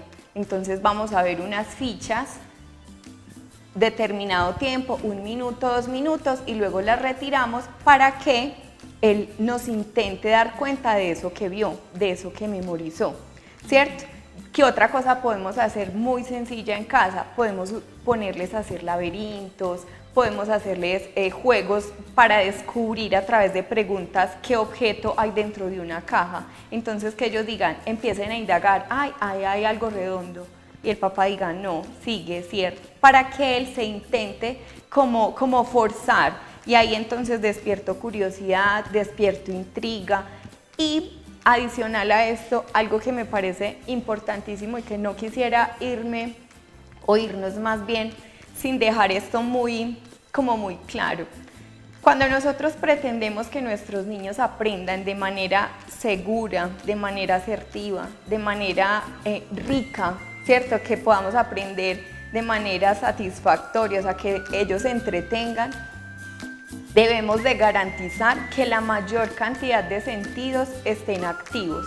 ¿Por qué? Porque a veces nosotros solamente le ofrecemos al niño la información que debe de aprender desde un parámetro. Entonces solo se lo digo.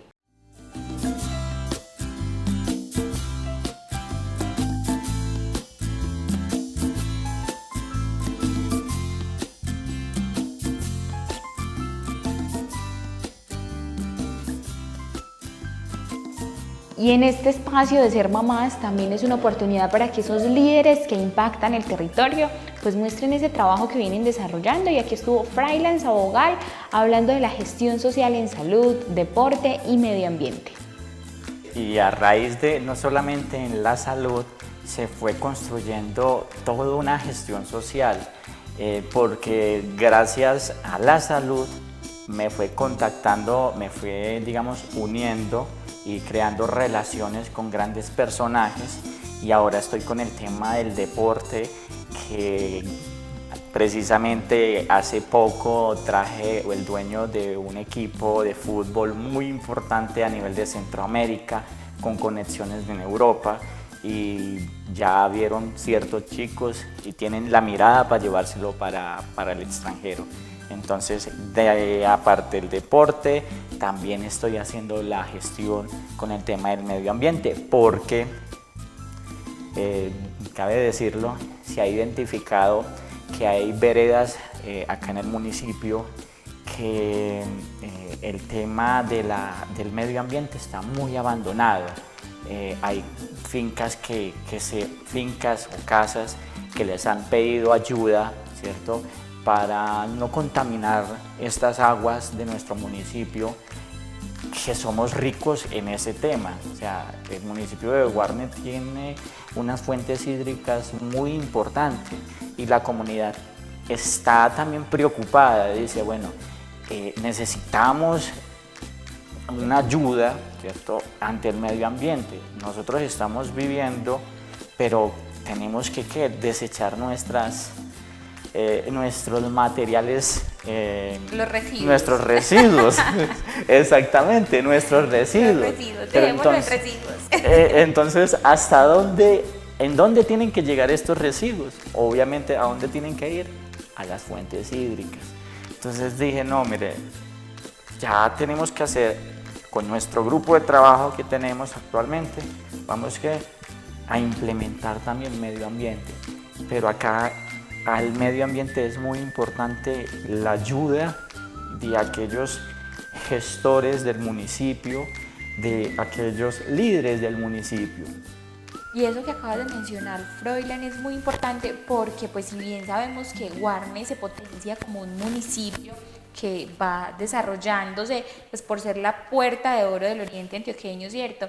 Acá las industrias tienen puesto su ojo sobre el municipio por la cantidad de beneficios que dan en cuanto a los beneficios tributarios, ¿cierto? Y la capacidad de expansión que va teniendo el municipio y de crecimiento, pero una necesidad muy sentida que tiene el municipio de Guarne es la implementación de una planta de tratamiento, o sea, una planta de tratamiento de aguas residuales, porque yo creería que si no se hace esta gestión dentro de mi desconocimiento, porque no tengo mucho conocimiento del tema, yo creo que el municipio podría colapsar y entrar en una emergencia sanitaria. Así que se hace necesaria la implementación y la construcción de una planta de tratamiento de aguas residuales para el municipio de Guarne. Caterine, la verdad sí, tienes toda la razón. hay que tener esa implementación. Inclusive, si la gente puede pasar en ciertos puentes, ciertas quebradas, ya se están viendo ese abandono, ese deterioro en las fuentes hídricas. No solamente la responsabilidad es de una alcaldía, de un político, no. Acá la responsabilidad de todos, de nosotros, porque es que lo más valioso que existe actualmente en un municipio o en el ser humano es el agua, la protección al medio ambiente. Así es, Froilán, y hay que tener en cuenta que es que el planeta, los recursos hídricos, los recursos ambientales, los ecosistemas se convierten en la casa común de toda la humanidad. O sea, no es que eso tenga que ver, como tú decías, que tenga que corresponderle a ciertas personas, entidades, sino que el planeta Tierra, el medio ambiente, las fuentes hídricas son cosas que hacen que nosotros habitemos la casa común de nosotros, que es el planeta, y como con ese sentido de responsabilidad por cuidar nuestra casa común, o sea, es todo, o sea, desde que nosotros desde casa educamos a nuestros niños en la conciencia, en el cuidado y la preservación de los recursos naturales y ambientales, desde que nosotros tomemos conciencia de hacer una buena separación de los residuos sólidos, para que pues pueda haber una circulación de economía circular, ¿cierto? Y bueno, y ahí se desprenden una cantidad de cosas. Entonces lo más importante es que nosotros como seres humanos tengamos esa conciencia de tener esa protección por nuestra casa común, que es el planeta Tierra.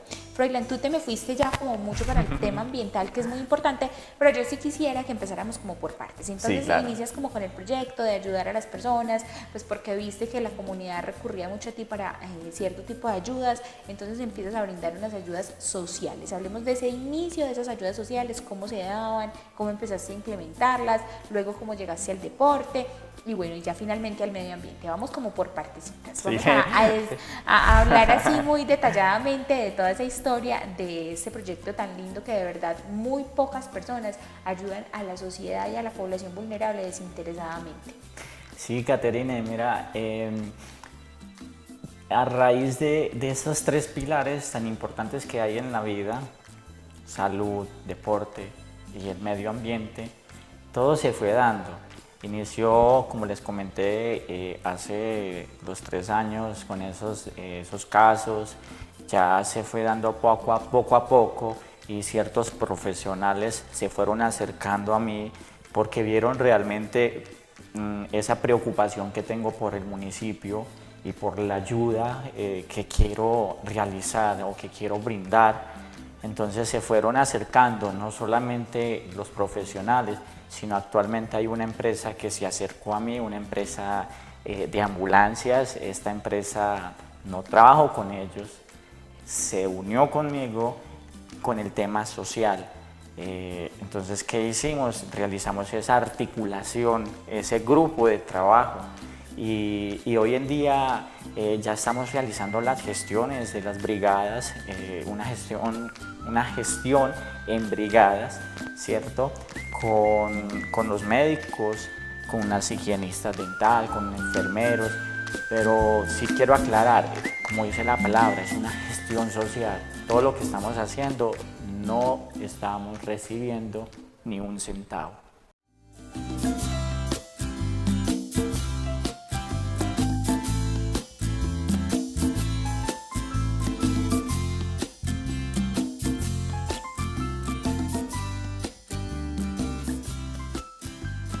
Y el parto es una situación que en la mayoría de veces nos toma por sorpresa y sobre todo cuando son partos vaginales, partos explosivos, y aquí en Ser Mamás estuvieron 2 paramédicos hablando de los partos en las ambulancias. En efecto, el parto humanizado habla de que desde el inicio del embarazo la mujer ya ha definido dónde va a dar a luz, dónde va a hacer ese parto, ¿cierto?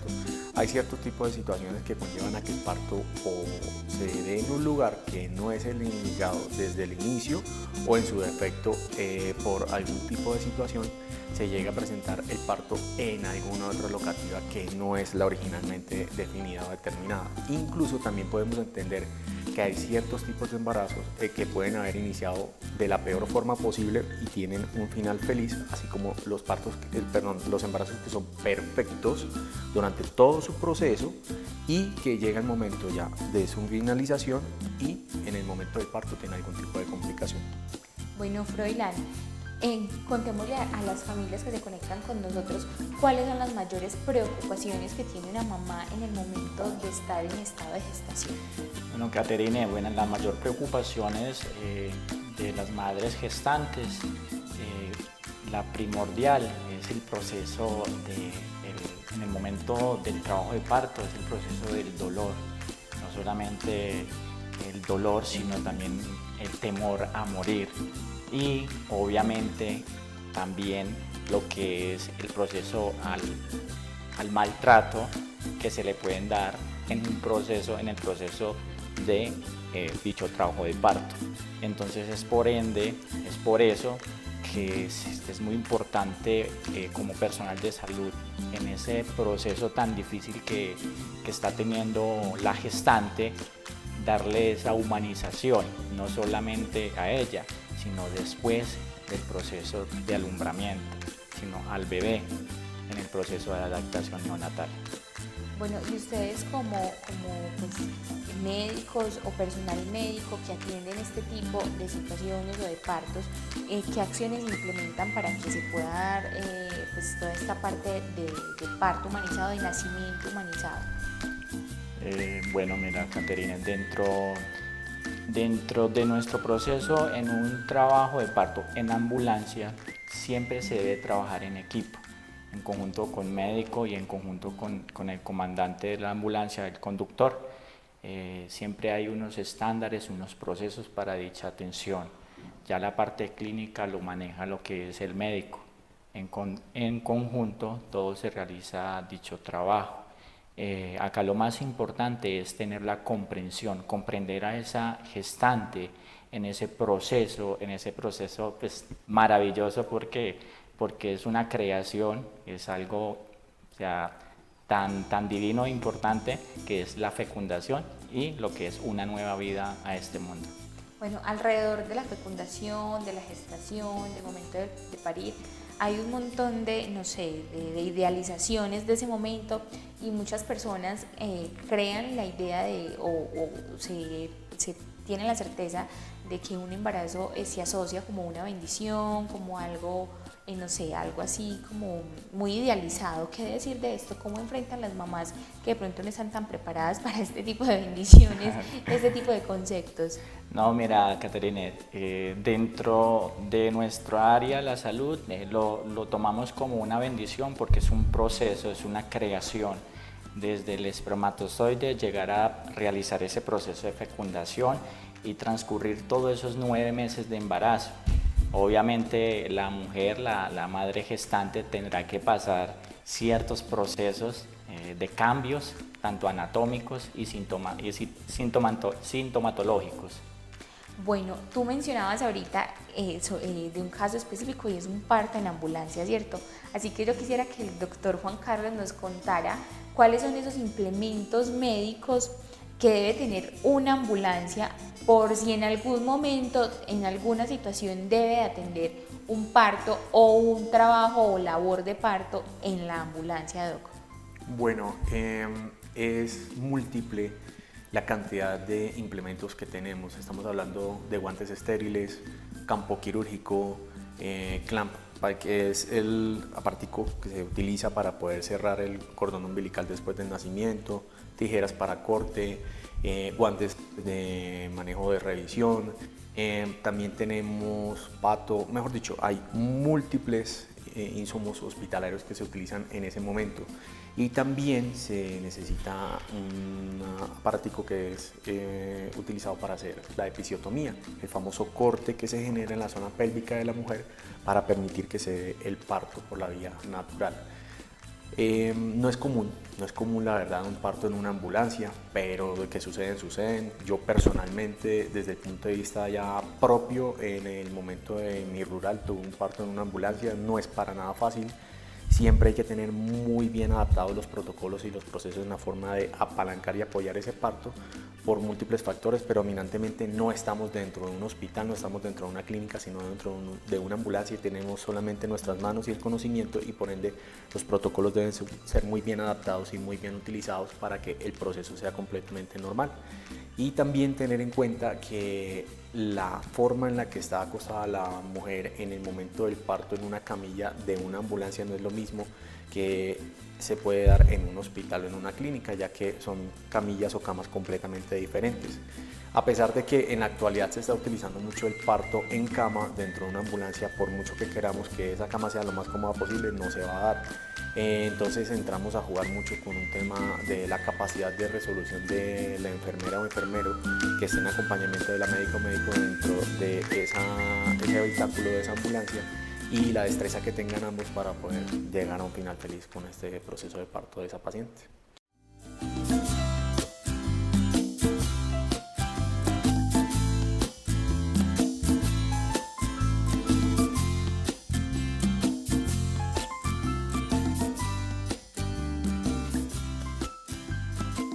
Nacimiento empoderado fue uno de los temas que estuvo aquí en Ser Mamás durante el 2023, un tema que se trató de la mano de una especialista que toda su vida le ha dedicado el tiempo a trabajar por los partos empoderados, respetados y humanizados. Creo que el punto clave de toda esta temática se centra básicamente en 3 aspectos.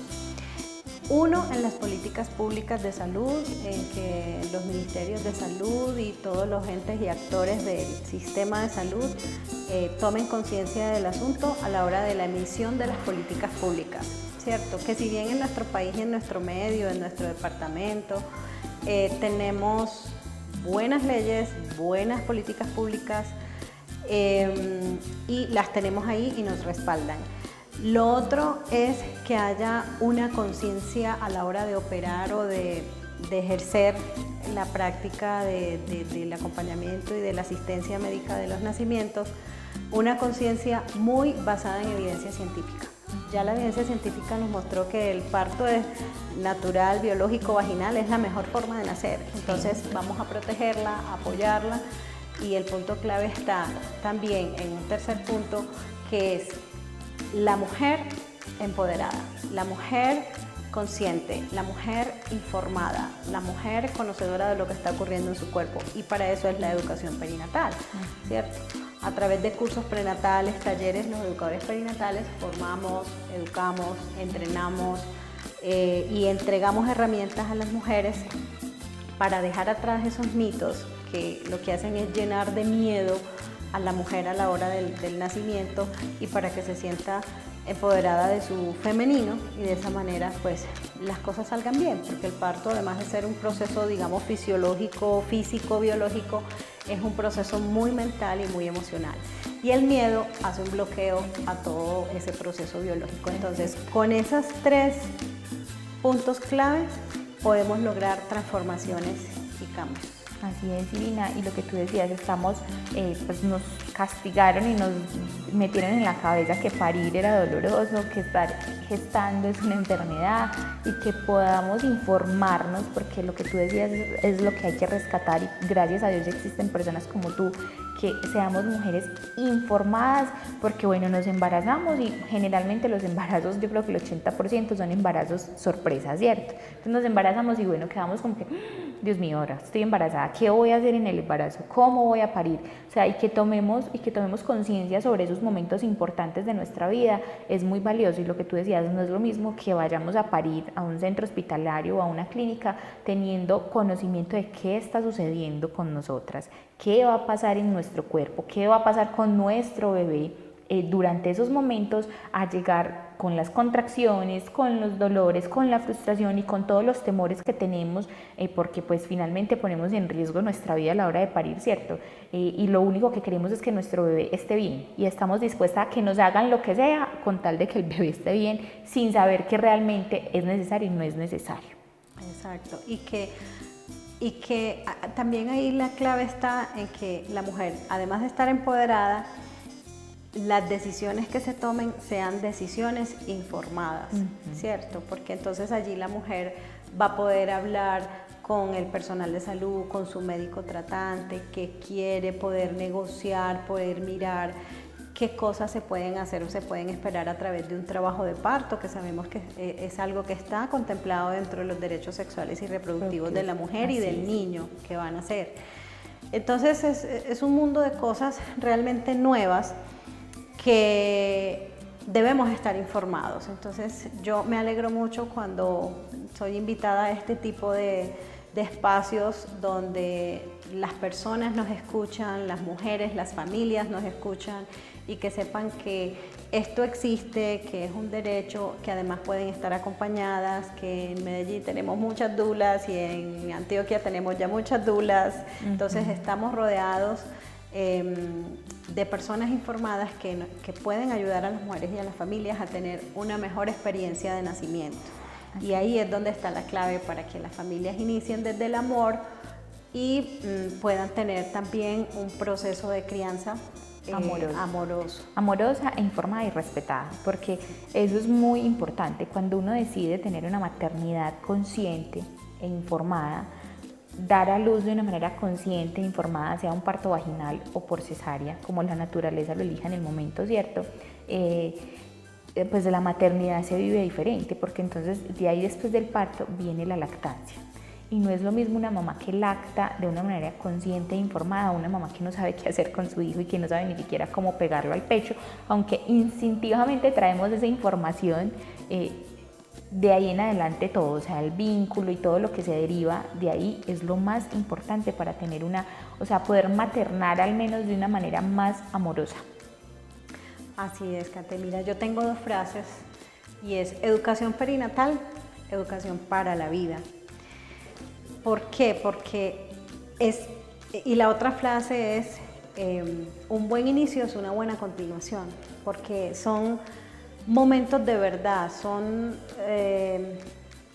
son momentos de la vida perinatal de la mujer que dependiendo cómo se haya vivido la experiencia va a ser de ahí en adelante, no solamente para la mujer, sino también para ese niño que está por nacer o que nació, y para ese padre o esa pareja que ya entre los 3 conforman una nueva familia. Así es, Lina, y el papá es fundamental también en todo este proceso, e involucrarlo, porque anteriormente no se hacía, también hace que ellos vivan una paternidad diferente, amorosa, consciente, y que se asuman ese rol realmente.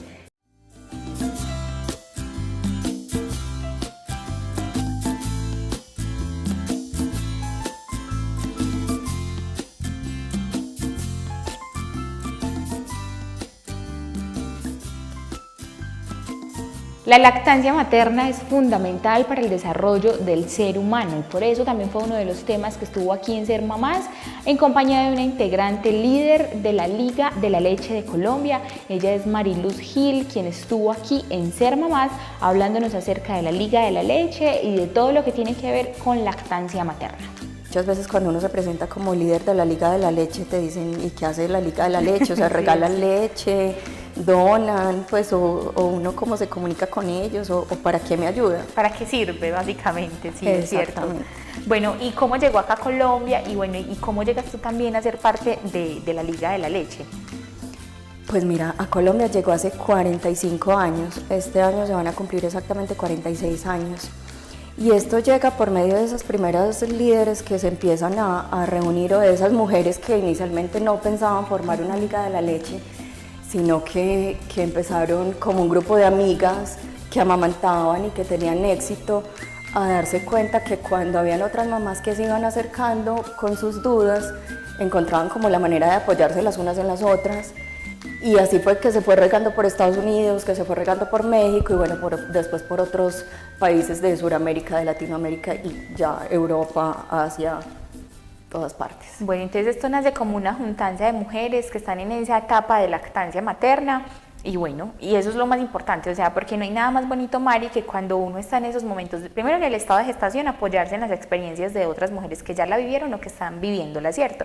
Y en la lactancia, que a veces a unas mamás se les facilita muchísimo y que es una bendición porque pues no pasa nada y viven una lactancia materna súper bonita y muy amorosa, pero hay otras mamás que tienen una cantidad de dificultades para poder darle pecho a sus bebés y que tienen todas las intenciones, todas las ganas, pero que por ejemplo el pezón no les ayuda, no sé, la mastitis tampoco les ayuda o muchas otras condiciones. Entonces ahora sí hablemos de la función de la liga de la leche. ¿Para qué sirve o para qué funciona o cómo funciona la liga de la leche? Bueno, mira, yo por ejemplo conocí a la Liga de la Leche siendo estudiante universitaria. Ay, qué bonito. Porque mi carrera en ese momento me llevó a informarme sobre lactancia y sabes que, Kate, yo en ese momento quedé, digamos que enamorada. O sea, que no eras mamá todavía. No era mamá todavía, era una estudiante apenas, muy joven además. Qué bonito. Que en mi entorno solo había visto biberones y fórmulas lácteas, entonces para mí identificar en la leche materna toda esta cantidad de beneficios que no solamente eran nutricionales, que también eran en términos de salud, en términos económicos, y que no era solamente sociales, claro, y que no era solamente el estado de salud del bebé, sino que también involucraba el estado de salud de mamá y en general el estado de salud física y mental de toda la familia, porque pues un bebé que está bien física y psicológicamente es un bebé que tiene bien a toda la familia. Es cierto. Entonces lo conocí desde ese momento y me empezó a gustar tanto el tema de la lactancia, me fui involucrando con la liga.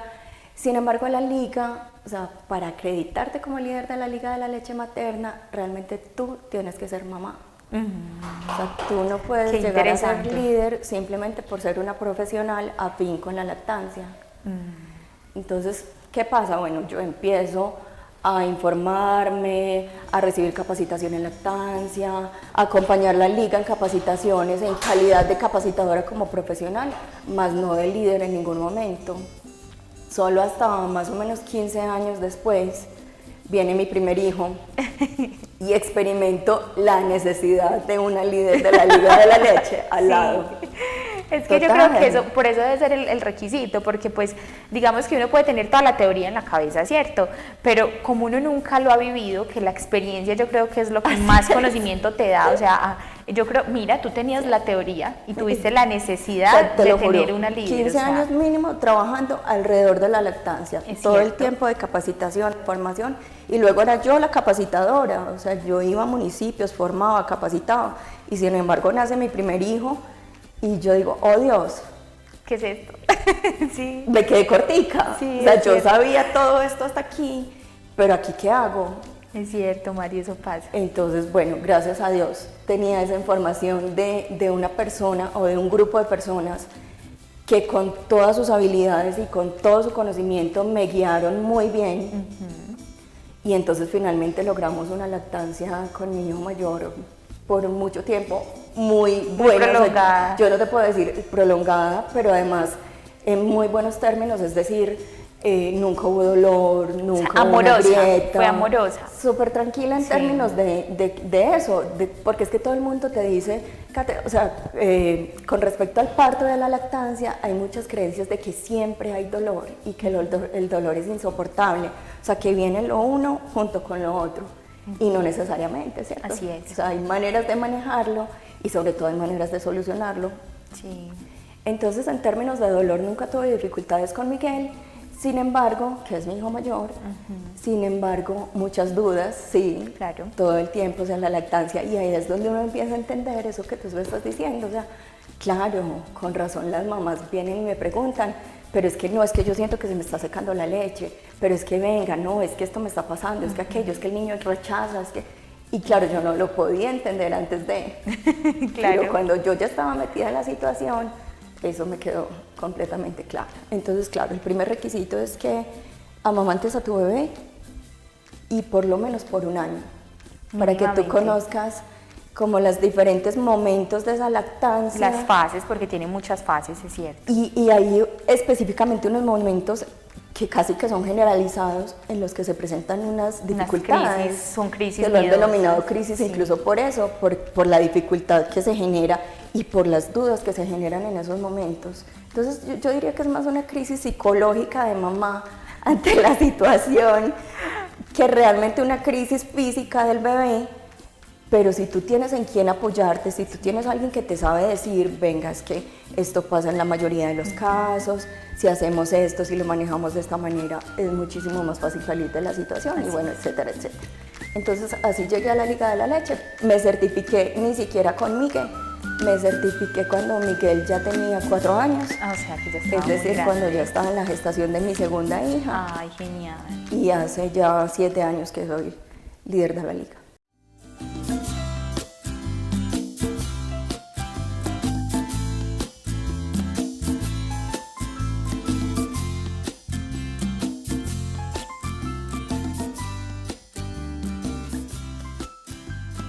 En Ser Mamás estuvimos hablando sobre los buenos hábitos alimenticios, cómo a través de la buena alimentación, de una alimentación sana, balanceada y sobre todo saludable, podemos transformar nuestra salud.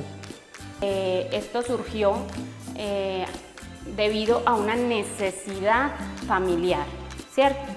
En ese momento que vimos esa necesidad y en mi casa, mis padres son diabéticos, hipertensos, ¿sí? A ellos le cambiaron la alimentación. Mi padre pues es un paciente renal, ¿cierto? Mi mamá es paciente anticoagulada y bueno, debido a todas estas cosas que nosotros hemos venido mirando en el proceso de ellos, notamos la necesidad de cambiar la alimentación para tener una mejor calidad de vida. Entonces, lo que iniciamos haciendo fue la leche de soya, ¿sí? Con la leche de soya nosotros descubrimos como familia, que ayuda mucho, o sea, desde la experiencia. Todavía no sabía lo teórico, lo técnico, ¿cierto? De los beneficios, pero desde la experiencia notamos que comenzó a regular los niveles de azúcar de mi mamá, de mi papá, y empezamos a ver como ese cambio positivo, ¿cierto? Entonces, al ver esta reacción, porque a ellos le hacían sus exámenes, el control médico, y notamos esos cambios, entonces al ver esta reacción positiva, ¿qué hicimos o qué opté yo? Lo vi como una oportunidad para darlo a conocer a muchas personas que quizá necesitan también tener una buena alimentación, tener una alimentación saludable que les favorezca, que quizá puedan tengan alguna condición de salud en la cual necesiten cambiar su alimentación. Yo soy una que creo y veo que realmente nuestro organismo es también por lo que nosotros comemos. Si nosotros nos alimentamos bien, nosotros vamos a tener una mejor calidad de vida. Así es. ¿Sí? Entonces es tener cuidado de eso. Yo lo que hago personalmente es hablarle a los clientes o a las personas con las que he tenido la oportunidad de interactuar para que conozcan estos productos y hablarles a ellos, preguntarles más bien como su condición para poderlos asesorar y sepan el por qué o el para qué deben consumir estos productos, ¿sí? Entonces, partiendo nuevamente de lo que les estaba mencionando con el testimonio, sí, que vimos estos cambios positivos y vimos la necesidad de poder, esto no solamente debe ayudar a mi casa, también que muchas personas tengan la posibilidad y la oportunidad de tener una mejor calidad de vida. ¿Cierto? Bueno, y esto es una historia muy bonita porque podemos ver que a través de la alimentación podemos transformar nuestra condición de salud, Kelly, y pues por ahí dice una frase muy bonita que tu alimento sea tu medicina, ¿cierto? Y qué bonito que podamos encontrar estas formas. ¿Cómo empezaron ustedes a indagar sobre la preparación de estos productos? ¿O fue un conocimiento que ustedes ya traían? ¿O fueron recomendaciones de algún nutricionista? ¿O cómo fue todo esto? Bueno, primeramente yo le doy gracias a Dios por estar aquí en este lugar, ¿cierto? Y ha sido Dios quien me ha guiado a hacer todas estas cosas, ¿sí? Y siempre le voy a dar gracias a Él, por eso lo menciono, ¿cierto? Entonces, como Dios mismo me ha guiado a hacer esto para que tengamos una mejor calidad de vida, todo inició de que mi mamá sabía cómo se elaboraba la leche de soya. Entonces fue algo que uno puede decir, lo heredé, ¿cierto? Sí. Entonces ella me enseñó y a medida que yo iba haciendo la producción, cada vez que lo iba haciendo la iba perfeccionando, cada vez más, cada vez más. Y así fue como lo logramos y ella me impartió su conocimiento y yo seguí haciendo la producción de la leche y nosotros seguimos consumiéndola, hemos visto pues los beneficios, además de que es un producto de que tiene buen sabor, porque la idea y el propósito fue desarrollarlo pero que sepa delicioso, o sea que tenga buena calidad, que la gente diga me gusta, está rico.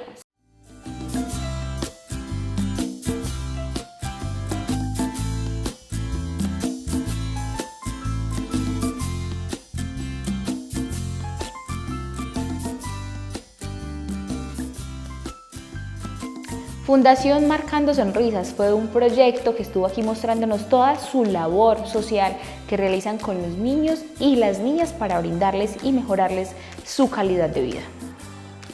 Habíamos tenido problemas porque no se había definido bien exactamente una población a la cual se le va o se pretende ayudar.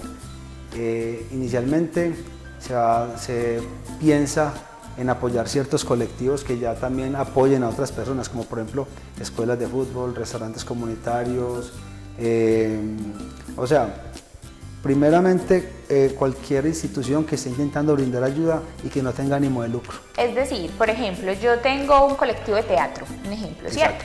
Entonces yo integro un colectivo de teatro, soy la creadora de un colectivo de teatro y allí rescato niños de los barrios populares de Medellín para que estén en el arte en vez de las drogas. Pero no tengo, no sé, los elementos que se necesitan para las obras de teatro o para la construcción y el montaje de una obra, o no tengo el espacio, bueno, no sé, todo lo que se necesita para eso. Entonces ahí es donde llega Marcando Sonrisas Medellín a brindar el apoyo. Exactamente, se contacta a través de redes sociales porque así estamos intentando operar. En el momento en que ya hay un contacto directo, obviamente la fundación envía a su grupo psicosocial, determinan las cosas que ustedes necesiten. Ya que pones como ejemplo algo de teatro, me imagino que necesitarán muchos atuendos, pinturas, etc. Entonces se pasa esa propuesta a la fundación, la cual ya gestiona con sus patrocinadores, se les envía obviamente lo que necesiten en su momento, o por lo menos se priorizan las necesidades, y bueno, esa sería pues como la forma en la que va a ayudar, incluso intenta acompañar procesos después de ayudar. Eso también es muy importante porque tú nos decías que la fundación está integrada por un equipo de trabajo psicosocial, ¿cierto? Y cuando hablamos de equipo de trabajo psicosocial estamos hablando de trabajadores sociales, psicólogos, sociólogos, bueno, todas las personas que están en pro de trabajar en la conducta social o en las causas sociales, ¿cierto? Brindan también ese acompañamiento porque, por ejemplo, hay niños muy vulnerables que sufren violencia en la casa, en su entorno, en las escuelas, y que de pronto en estos colectivos o en estos espacios es una forma como de salir de estos entornos violentos. Total, la fundación quiere incluso que haya ese contacto, que después de incluso brindar las ayudas, hacer un acompañamiento, a ver qué tanto se puede seguir necesitando. Lo más importante es que los patrocinadores tienen toda la voluntad, ¿cierto?, de seguir colaborando y de estar ahí. Entonces, mientras que estemos como cumpliendo con el objetivo de impactar, de marcar una sonrisa a ciertos colectivos, la institución va a estar, la fundación va a estar y va a acompañar. Y obviamente todo va a quedar registrado, todo siempre va a ir porque se va a mover en redes sociales. Entonces todo va a ir registrado, todo va a quedar subido en redes, los apoyos. Si alguna persona quiere dar algún testimonio o algo, también lo va a poder hacer. O sea, siempre hay un contacto con la comunidad directo. ¿Y ustedes van a hacer un acompañamiento a estas instituciones, a estos colectivos después de prestar esta ayuda? O sea, es decir, que realmente estos implementos sí sigan ahí y no hayan sido, no sé, de pronto comercializados para otras cosas, que eso puede pasar, o sea, haciendo claro, eso puede pasar, o solo hacen la donación y ya que cada uno se encargue como de su proceso. Bueno, la propuesta que tenemos los psicosociales es buscar que se haga ese acompañamiento de que realmente lo que se dio se siga utilizando. Y fue muy bien aceptada, tanto por las personas que están por encima de nosotros como por los patrocinadores, que han dicho si los impactos son muy positivos, tienen toda la voluntad de seguir que este espacio se siga dando. Bueno, ¿cuáles van a ser las zonas en donde ustedes se van a mover? ¿Cómo pueden hacer las personas para contactarlos? Ok, bueno, inicialmente se ha pensado en los barrios más vulnerables de Medellín. Estamos tratando de crear conciencia de que si vos estás conectado con Marcando Sonrisas en redes sociales y conoces a alguien que de pronto hace algo por una comunidad pero le faltan recursos, por favor que nos contacte, que ya buscamos la forma de una cita y que sea el equipo psicosocial el que determine con esa persona cómo va a hacer la ayuda. Entonces los buscan en Instagram y en Facebook. Instagram, Especifiquemos Facebook. Cómo están en todas las redes sociales o si tienen un contacto Sí, de WhatsApp. Marcando Sonrisas Medellín. En todas las redes aparecen así. Ajá, así, exactamente. Y ya nosotros tenemos personas en las redes sociales que van a estar tomando mensajes y van a estar totalmente pendientes de quién lo está intentando contactar, porque esa es la forma en la que nos pensamos mover, a través de redes sociales. Solo a través de las redes Total. sociales. Listo. ¿Y solo se van a mover en la ciudad de Medellín o quieren llegar a otros espacios, a otros municipios del departamento? Bueno, la propuesta es inicialmente para Medellín. Si vemos que el músculo financiero de la institución crece y los patrocinadores aprueban, pues posiblemente también nos desplazaremos a algunos pueblos cercanos, pero inicialmente Medellín.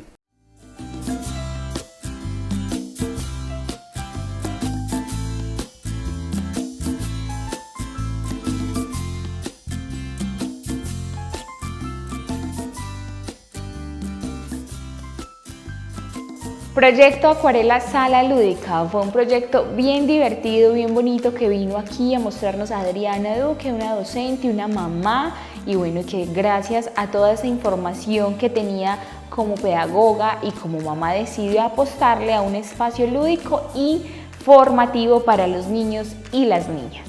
Para mí el movimiento es la mejor expresión de los niños. No somos un jardín infantil, porque un jardín infantil tiene otros espacios, tiene más tiempo en atención. Nosotros somos Sala Lúdica porque somos un programa flexible que acompaña a las familias en esos procesos de socialización, de exploración de los niños. Ellos van allá por horas. Algunos están en Sala Lúdica Activa, que es un poco más de tiempo, pero todo es desde el juego. La intervención del adulto o del docente que acompaña es muy poca. Ellos nos enseñan a nosotros. Estamos tratando de empezar a forjar seres humanos independientes, seguros, tranquilos, pero sobre todo que tengan ese pensamiento crítico del qué hacer, por qué hacerlo. Entonces el aprendizaje con ellos ha sido maravilloso y es un poco ir en retroceso, viviendo todo lo que hemos vivido en todo este aprendizaje, y uno dice, uno sí se equivoca muchas veces, claro, y esas equivocaciones es lo que lo lleva a uno a esperar qué hace el niño con lo que uno le ofrece. Entonces ellos tienen 1000 posibilidades en una que uno les ofrece, entonces ha sido un aprendizaje muy bonito.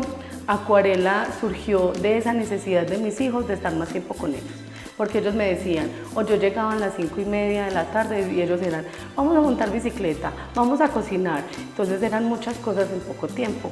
Y entonces empezamos, bueno, hoy vamos a hacer un taller de cocina, y nos íbamos hasta las 9, 10 de la noche, ya era para volver a madrugar, y ahí empezamos a crear Acuarela Sala Lúdica, un espacio innovador, transformador, de un acompañamiento muy genuino a ese niño que está con nosotros.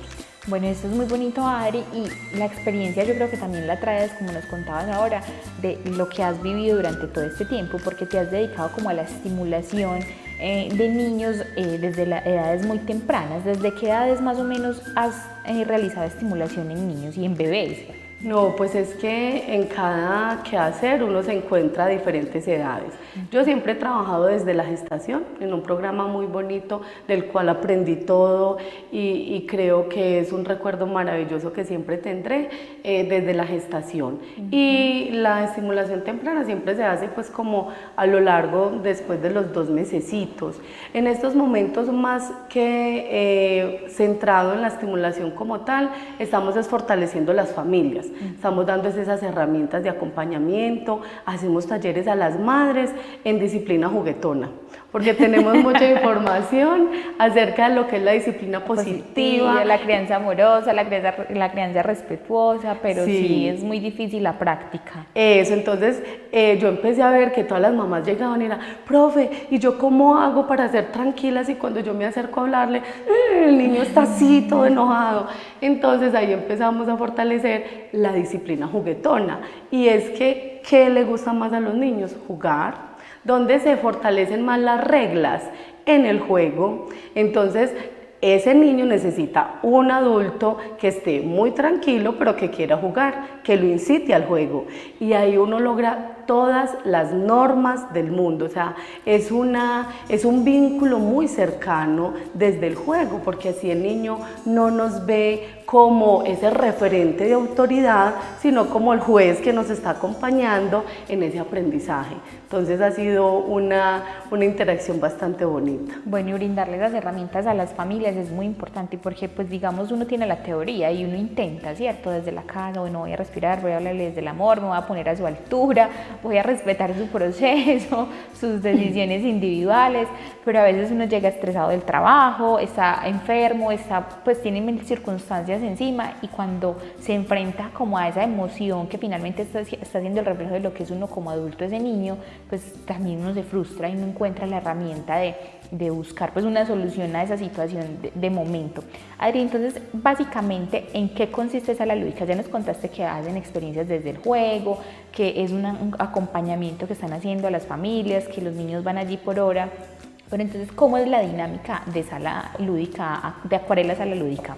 Bueno, Acuarela Sala Lúdica tiene dos enfoques principales. Uno es el acompañamiento a los niños mediante el juego, e incluso algunas personas me preguntan, o sea que ellos no estudian, el mayor aprendizaje se hace a través del juego, ¿cierto?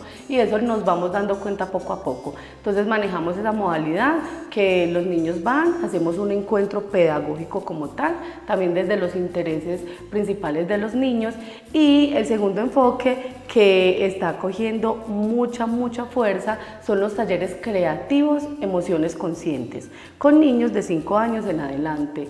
Estamos viendo que emocionalmente estamos muy fracturados, desde los adultos, desde los niños, y ese acompañamiento desde la escucha, desde ese adulto que no interviene, sino que juega con ellos a reconocernos que las emociones no son ni buenas ni malas, pero es que vemos un niño llorando y nos preocupa, y ¿por qué llora? O sea, ellos están expresando, hay que darles también la oportunidad de eso. Entonces, Sala Lúdica Acuarela es un espacio flexible donde los niños van, tienen un taller pedagógico centrado en las emociones, en identificar cómo soy, cómo me reconozco y cómo quiero que el otro me reconozca, que yo pienso que esa es la base fundamental. Cuando yo como papá reconozco a mi hijo y él quiere ser reconocido así, podemos empezar a establecer límites y normas tranquilos. Es muy teso porque mi yo mamá va muchas veces a mi yo profe como, ¿qué soluciono en estos momentos? Entonces realmente las herramientas sí son muy importantes, y les dejo el datico de la crianza juguetona para que empiecen a ahondar en él, que es maravilloso y trae muy buenos resultados. Bueno, y este fue el primer resumen del año 2023 de todos los programas y proyectos, fundaciones, liderazgos que vinieron aquí a ser mamás, a mostrar ese trabajo tan bonito que hacen por las familias, por los niños, las niñas, los abuelos, los padres y toda la sociedad en general. Recuerden que todos estos programas están disponibles en nuestro canal de YouTube, nos buscan como Cable Plus Televisión Guarne y ahí van a poder encontrar cada uno de los contenidos de los que estuvimos resumiéndoles en este primer balance del 2023 de Ser Mamás. Nos vemos en un próximo programa.